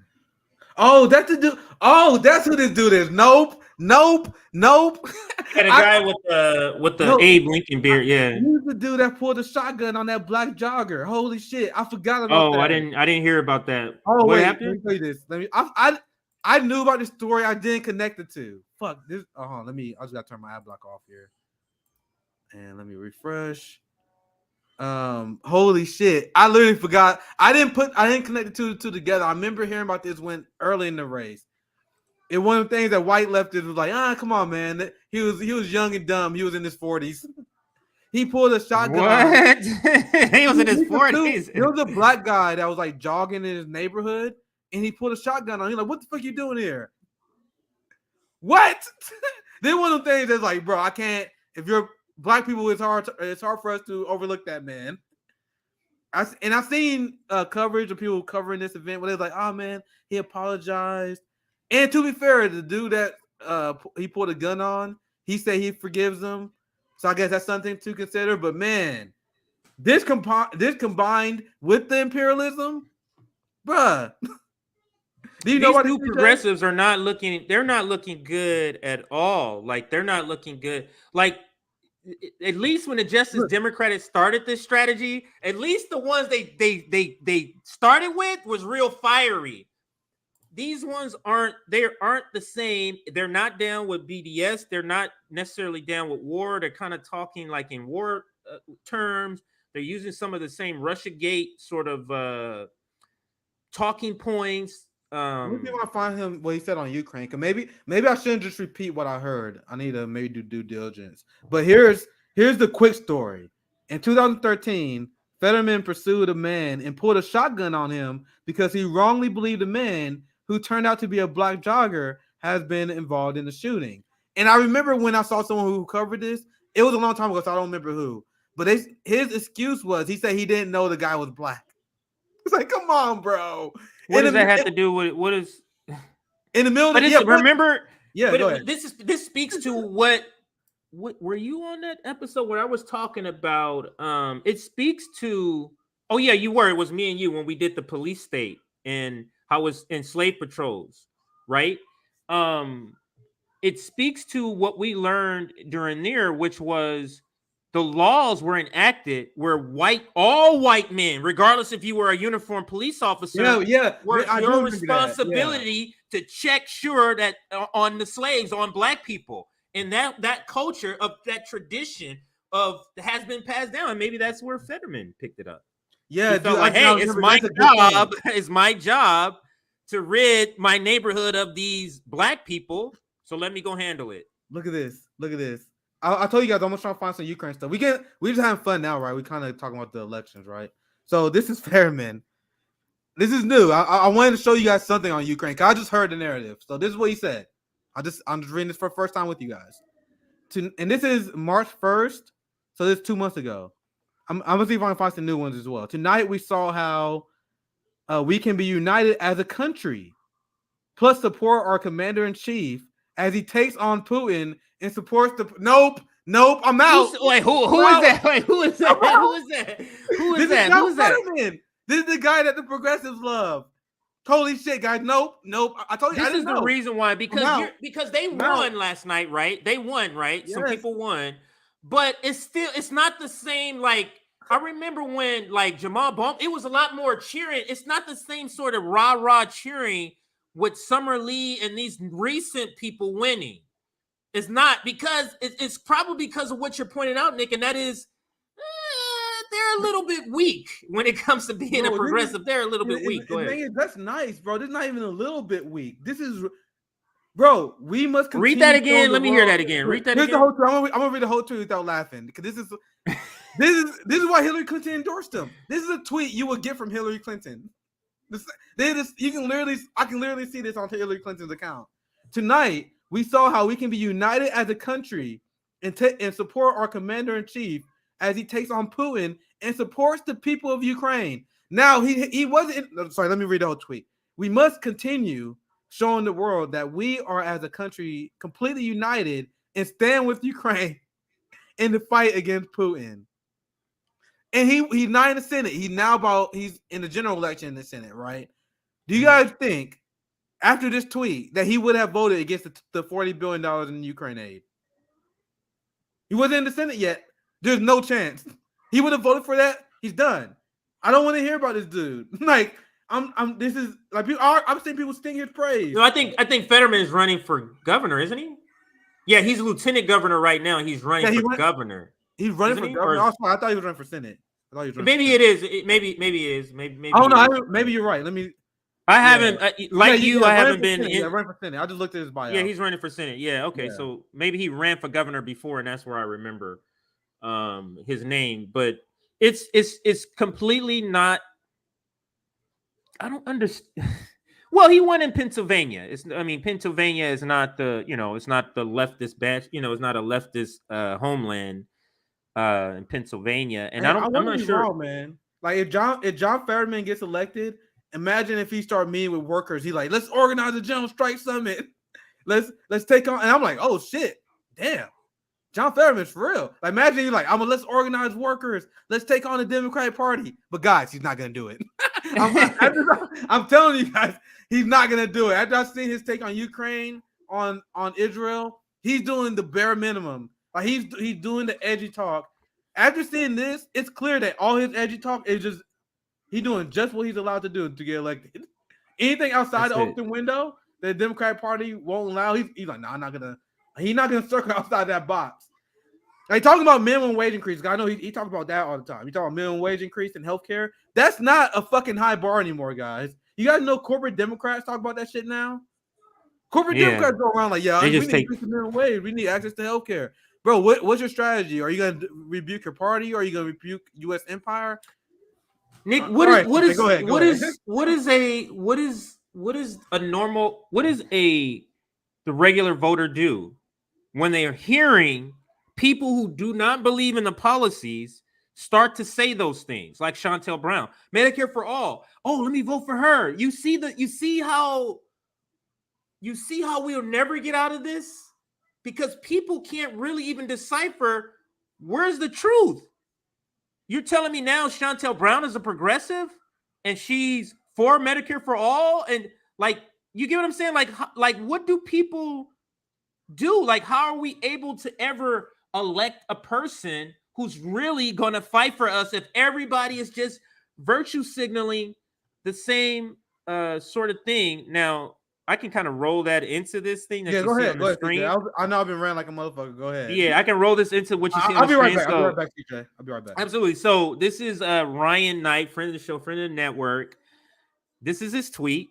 We're moving to the next story. Joe Biden has fake Twitter followers. So let me type this up here. Let me get the right caption on here. Fake Twitter. Now, if you hear children's TV in the back, my daughter's watching TV. And like I said yesterday, she is still sick, but she has it loud. I'm letting her do what she wants. So, oh man, trying to get this caps going. All right, let me fix this. So, fake Twitter followers. We're on to our next segment. Fake Twitter followers by the one and only Donald Trump. So there's an audit that has been done, and the audit has come. Actually, let me just read it.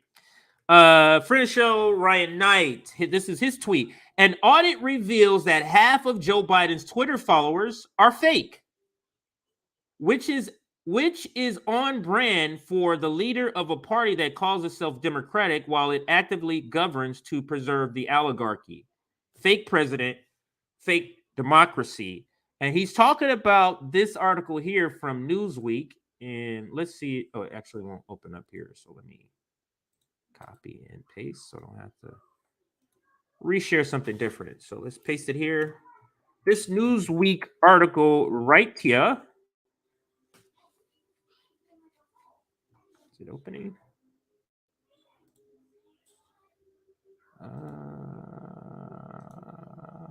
That's not the Newsweek article. Let's try to. Oh, I didn't copy the whole thing. My bad, everybody. So now let's try it. There we go. All right. So here is the Newsweek article that we're going to be. That is the genesis of this discussion. Fake Twitter followers. So Newsweek. This is out yesterday, actually. Yesterday. Oh, and I'm just hearing about this today. So half of Joe Biden's Twitter followers are fake, audit reveals. I'm just going to read a little bit of it. Almost half of Joe Biden's current 22.2 million followers are on Twitter are fake accounts, according to an audit tool provided by software company SparkToro. SparkToro's tool found that 49.3% of accounts following the official presidential tweet account or Twitter account are fake followers based on an analysis of number of factors, including location issues, default profile images, and new users. This last paragraph here, Tesla CEO Elon Musk, who is currently trying to buy Twitter, has expressed concerns about the number of fake accounts and potential crackdown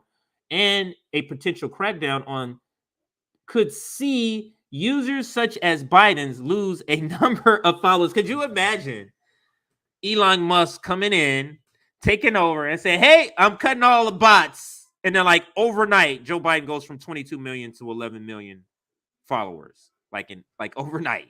Yeah, what does that say? Go ahead.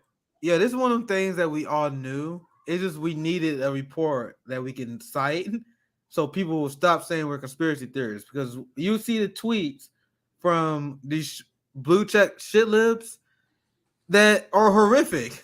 They will say stuff like, like and retweet if you're going to vote blue in 2022. Vote like this tweet if you think we should get rid of Rand Paul and send more money to you. Then they will get like tens of thousands of likes. Meanwhile, me and our crew, we are staying out bangers. And we do good. We get a few hundred. We hit a few thousand every once in a while. But it's like you see these shit libs that tweet the most basic brain numbing garbage. He'll get like 1,000 likes.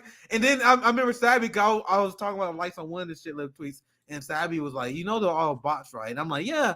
But look at what this report says. Half of these motherfuckers are bots. That's way too many, bro. Like dig up any Biden tweet. I remember the Biden tweet where he mentioned the Putin price hike, and he got damn near ratio because everyone was clowning on him for that. But that tweet still got a few tens of thousands of likes. So out of 10,000 likes, how many of those people are real people that like, yeah, Putin price hike? You tell the truth, President. You got them right, President. They like the tweet. We right, just imagine that. Like, just imagine. Now you think back, it's like all those tweets that you thought, man, am I the one that's off? Like, is American people really believing this? No, they're not. It's just fake. Yeah, and all the shit we get legit. Like, I get thousands. We go viral pretty much all the time, but we don't got we got people suppressing us, let alone bot farms propping us up, and they just think about all their allies, and not just Biden. Like if you look at all the Democratic Party propagandists, like the Washington Post writer, like she got 300,000 followers. That lady that we just shared in the earlier segment, Moran, the person that everyone clowns, she got 300,000 followers. All her tweets get thousands of likes. She get ratioed a lot too because she's like enemy number one among right wingers and the left now. But like she will still get thousands of likes. He's like, bro, are those really real people? Like there's not that many people that read the fucking Washington Post, bro. I don't believe it. It's not even that many people that know her. Like who? Like before this, I've never even I heard of her until recently. I literally didn't know who she was until she had that TV segment where she cried, and that was big. What do you mean where she cried? I don't think I've seen this. What are you talking about? That's the video segment that she did. I don't want to derail the story too much, but she did a video segment. Jimmy covered on this show where they were talking about online bullying, and then they were bullying her, and then she cried and like, oh, you guys don't understand. I get hate threats, I get death threats all the time, and I'm like, shut the fuck up. And before you guys say I'm insensitive, you guys know how many death threats I've gotten. Everyone gets death threats on there. Who haven't got a death threat? If you haven't got a death threat on the internet, you live in a pretty casual, peaceful life on the internet. Everyone it happens pretty frequently. It happens frequently. I would say. They always use this shit to build sympathy, even though you write for a violent pro-war newspaper, and you literally and she usually create these mobs and try to get people harassed. She do these like attack articles all the time on right-wing figures, but then people criticize her and then she started crying. But anyway, I don't want to derail the story too much. But the point was that you see how many like that she would get. Like she's an infamous figure. Like there have been many reports about how the Washington Post and New York Times bleed subscribers. Like they had an uptick during the Trump years, but then people not reading their shit like that. But their tweets get thousands of likes. Like, bro, that's not reflective of how many people read the Washington Post. Because the point is, they getting bots too, and not just Biden. It's all the Democratic Party allies.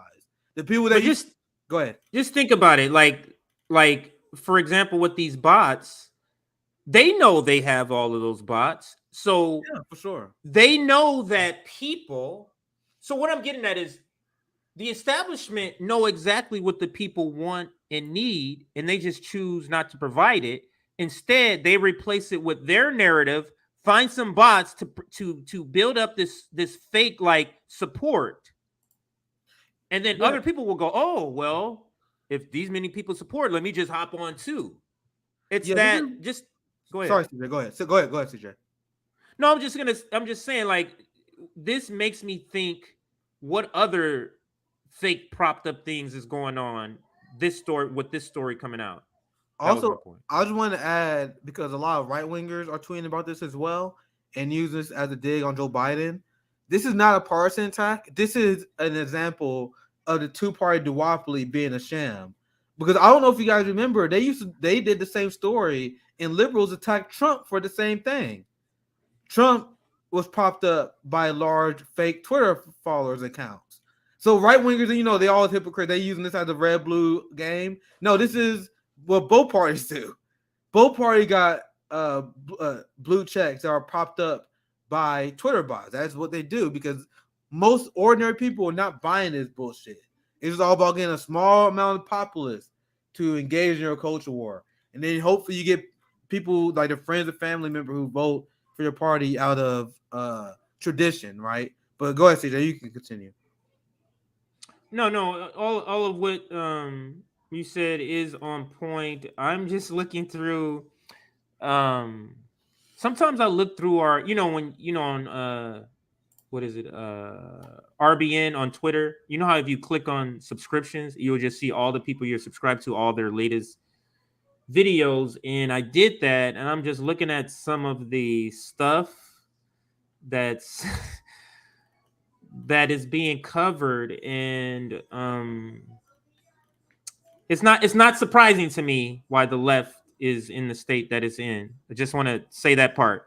Yeah. But as I'm looking through, there's this thing I'm going to come back to. Rational National has this video out. I want to see his take on this, or I mean, you can see what the title is: Voters Rebuke Democratic Establishment in 4 huge primary wins. You look at that electoral politics hopium, man. Right. 4 huge wins. 4, okay? Stop it. Come on. All right, let's listen to Rational National. Oh. Say that we can't win on a battle for poor working class people.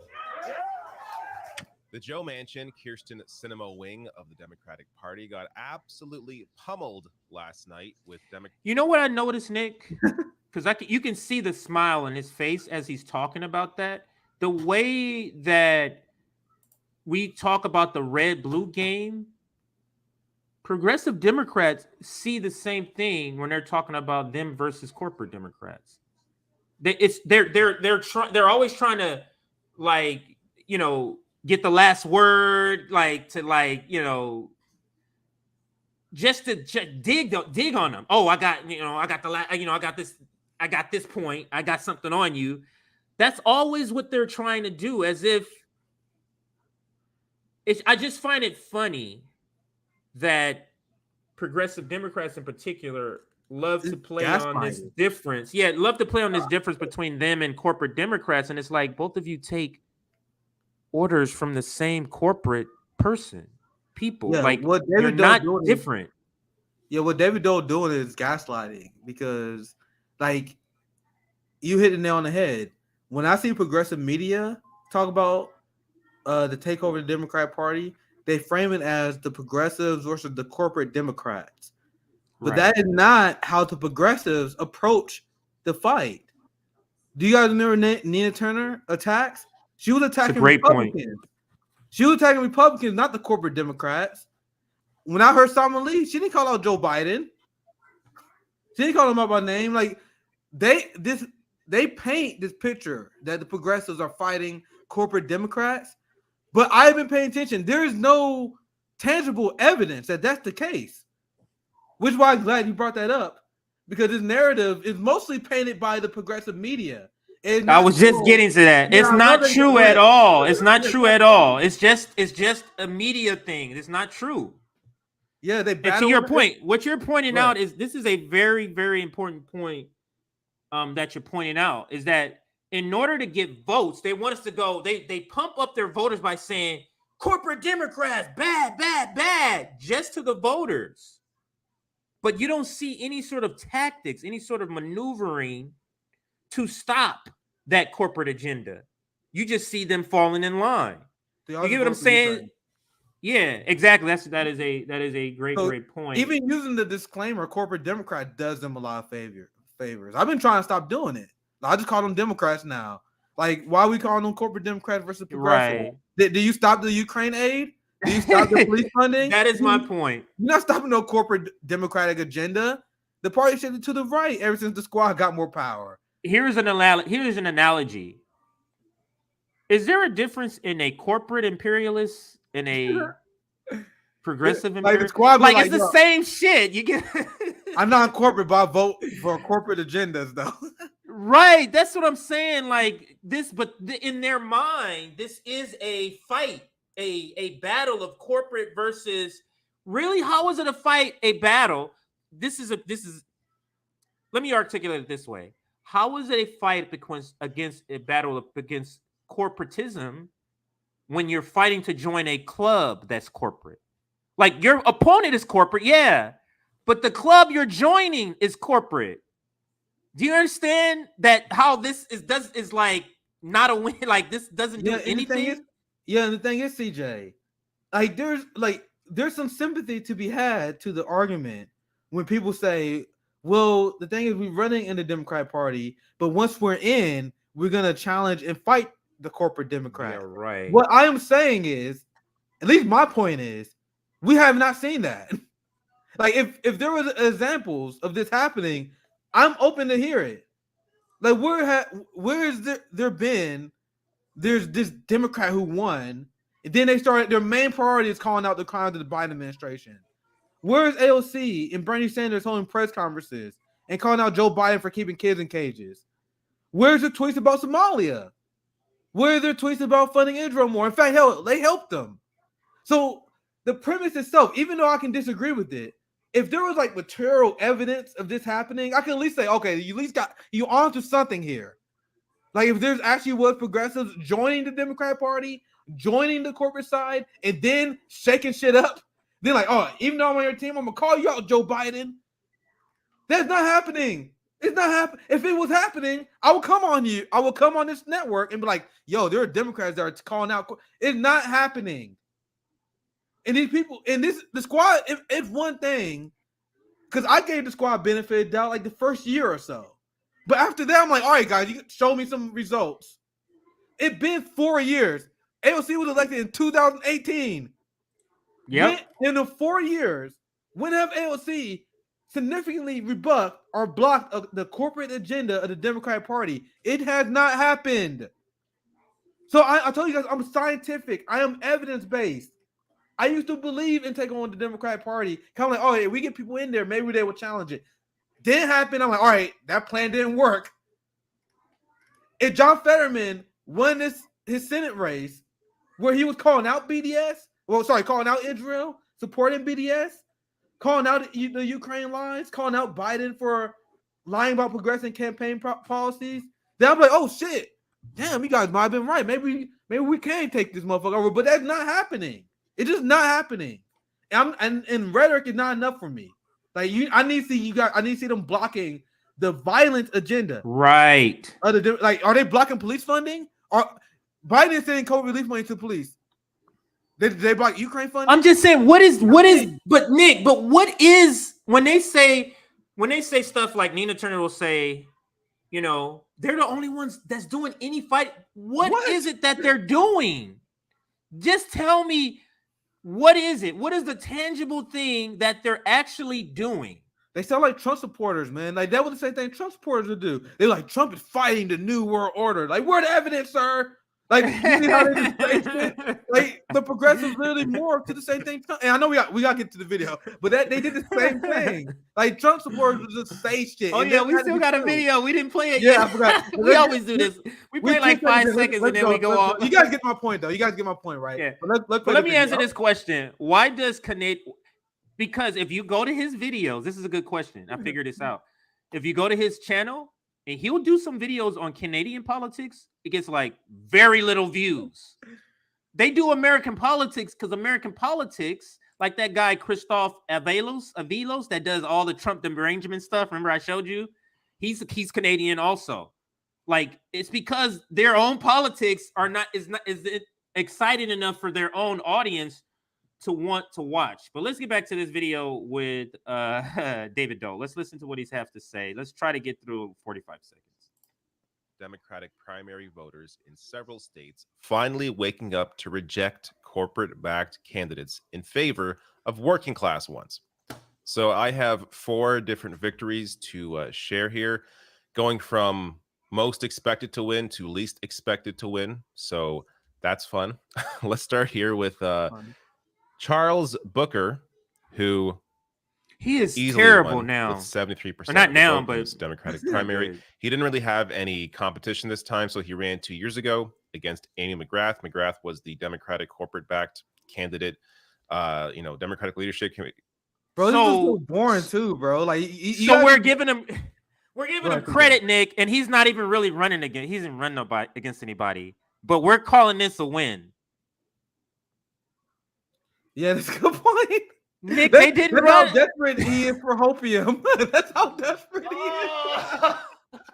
is.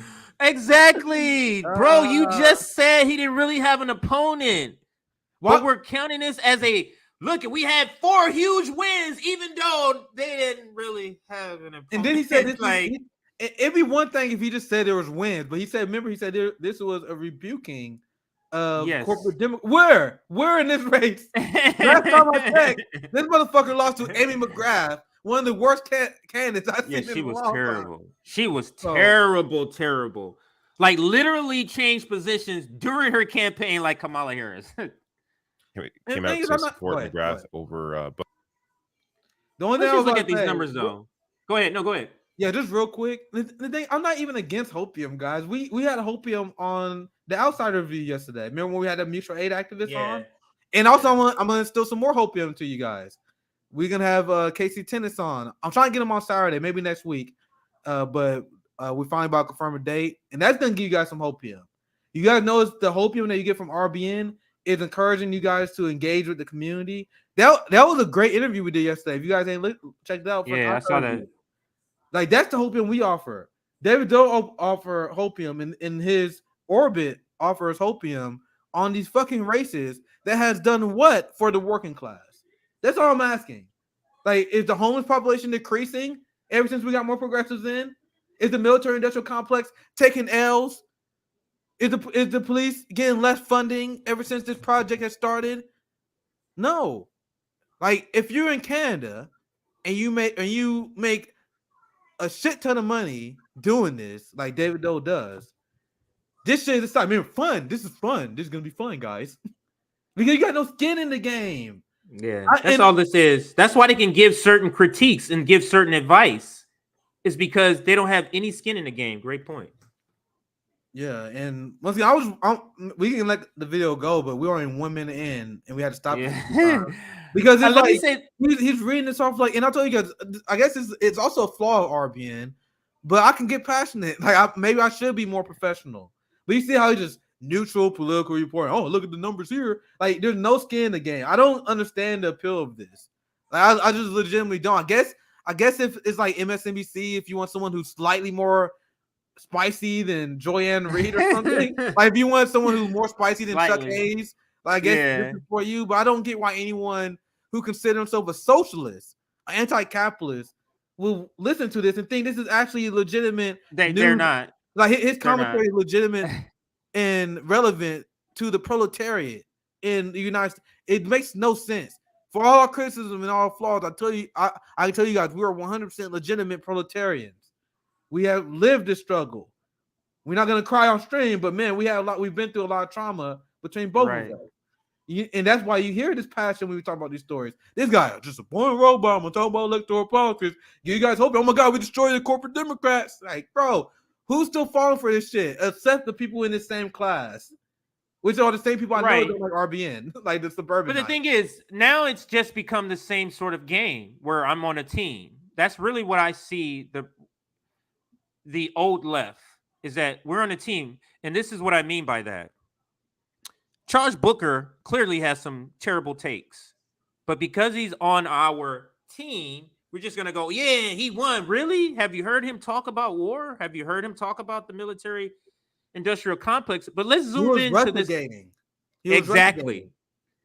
Exactly. But because he's on our team, we just kind of overlook that. But Charles Booker, 214 votes. Closest person is 30,000 votes. This is a walk away. You know why he walked away from it? You know why? Because the Democratic establishment didn't put up a candidate because they know they're not going to beat Rand Paul. They know they're not going to beat Rand Paul. That's why they didn't put nobody up. So he ran against other people who were less known than him. And Mitch McConnell's a good fundraising opportunity.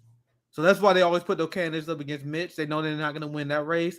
But Amy McGrath, along with I'm trying to remember the dude, Jamie Harrison, because Jamie Harrison, they broke two records at once. Jamie Harrison and Amy McGrath both broke the Senate fundraising records.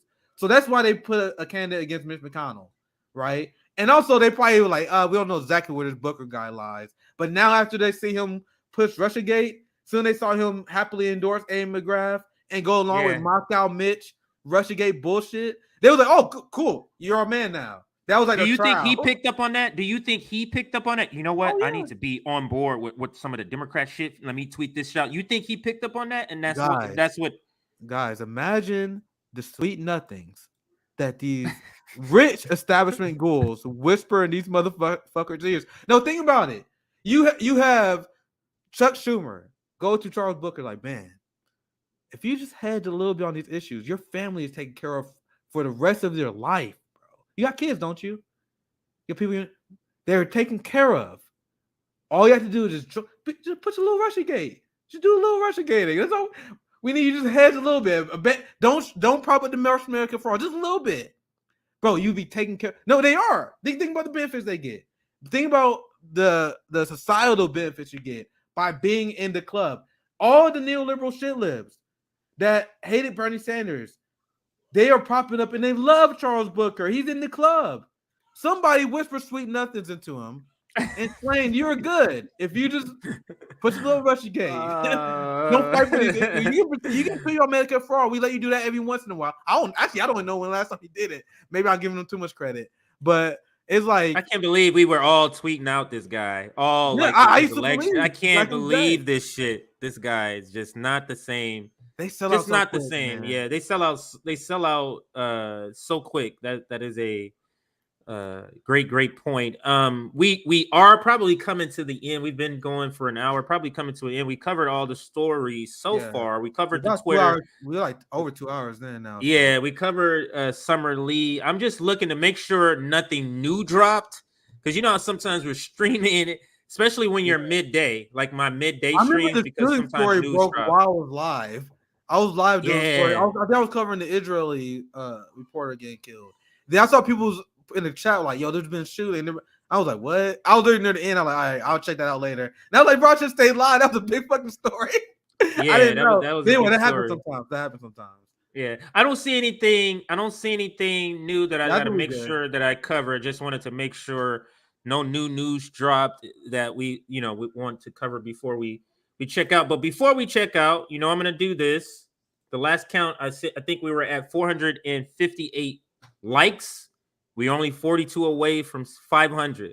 Get us to 500 before the stream hits. It only takes 42 people to get us 500. We got 370 people watching. The other thing is our Discord will be launching soon. One way to be a part of our Discord will be to join our Substack.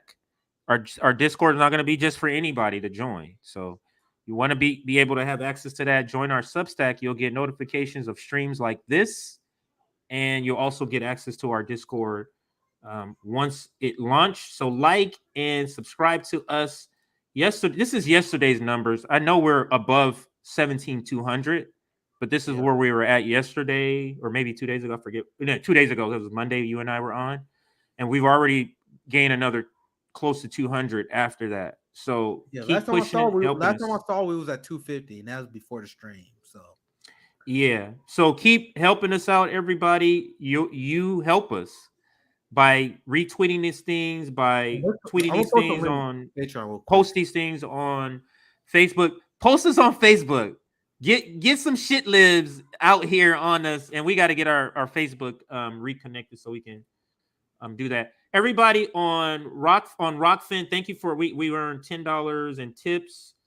Thank you for watching. I see you, Troy Z. I see your comment, Troy Z, on Rockfin. Let me see anybody else. I see Jen GJEAN. I see you on Rockfin. The Talking Wombat. I see your comment on Rockfin. Thank you for all your comments. Make sure if you're able to help us out financially, Patreon is the best way to do it. We are going to be talking about a campaign, a United States nationwide campaign of RBN going on tour for something, either going on tour to speak or going on tour to help out unionizing, whatever the case may be. We want to get into the fight. We want to come out and see all of our community in person, meet all of you, that type of thing. But that's going to take funding. When we'll do a post check to see if our community is up to funding that type of work for us to do. We'll find that out. So anything for you, Nick? Yeah, on that same thought, me and Rome, we were planning a community barbecue in Kansas City. We're going to do a tour for the poor event there, feed the community, and any KC comrades are free to hang out with us. It's going to be fun. So that's something we plan. We early planning for that. In Rome, he's going to have flyers and promotions on that here very soon. So it's going to be hype. So we really want to build community. So we appreciate you guys liking, subscribing, because that stuff helps us out a lot. So I think it was a pretty good stream for today. I'll join the roundtable tomorrow. I think that's the next time you guys will see me. I also planning a call-in show for tomorrow, as well, like a post roundtable show. So just things to look forward to. As you guys know, we upload every day. And thank you guys for watching. CJ, last word. Yeah, we're gonna leave you with the video. This one is actually, it's not a historical one. This is actually Nick and I not talking about one of many Jenks stupid takes or events. So we're not coming back after this clip. Thank you for watching again. I'm pretty sure I won't be able to make it tomorrow. I know I keep saying that, but I don't think I can make it. Yeah, then I see something. Then I have to make time, but I won't be back tomorrow. Make sure we are at 493 likes. Thank you, everybody. We're about to hit 500 before the stream ends. We're going to leave you with this clip.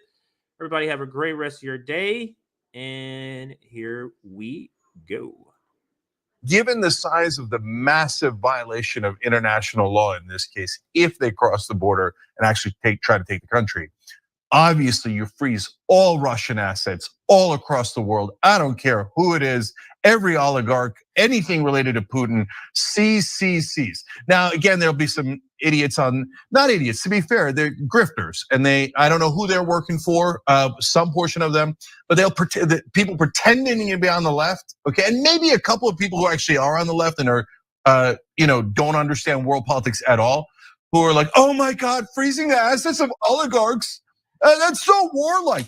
Him taking Ukraine with 175,000 troops is not warlike, but freezing their assets is? Are you insane? Right? So, and what about the people of Ukraine? Do they count? Are they human beings? As a progressive, do you care about them? Do you care about their freedom? Do you care about their rights? Right? So now once you get beyond freezing the assets, that's when it gets impossible. Right. Because what are you going to do, start a war with Russia? He's saying that if you're anti-war, you're a grifter. You're a grifter if you're anti-war. So this video is a fucking. This is one of the most insane videos I've seen from Cenk Uygur. Because you see how he was simping for neo-Nazis? He was simping for neo-Nazis. What about Ukrainian people? Oh, you mean the ones that we arm neo-Nazis to hijack the country and overthrow the country like we have done? You mean that country? Yeah, but I'm literally every single thing he said in that video was wrong. And he was like, oh, if we don't let this happen, China will take Taiwan. Taiwan is part of China. This motherfucker is the dumbest person I have ever seen. I cannot believe. Nick, do you think he's doing it on purpose, or you think he's just not informed? That's what I can't tell from him. And I can't wait to talk to Caleb about this, but he's 100% a pro-war asset. Because he was like, remember, he repeating the talking point from the Biden administration. I just shared with you how people are not buying this hysteria. But look at what he leaves the video. He leaves the video with if Russia invades. If Russia, he's repeating Anthony Blinken, State Department talking point.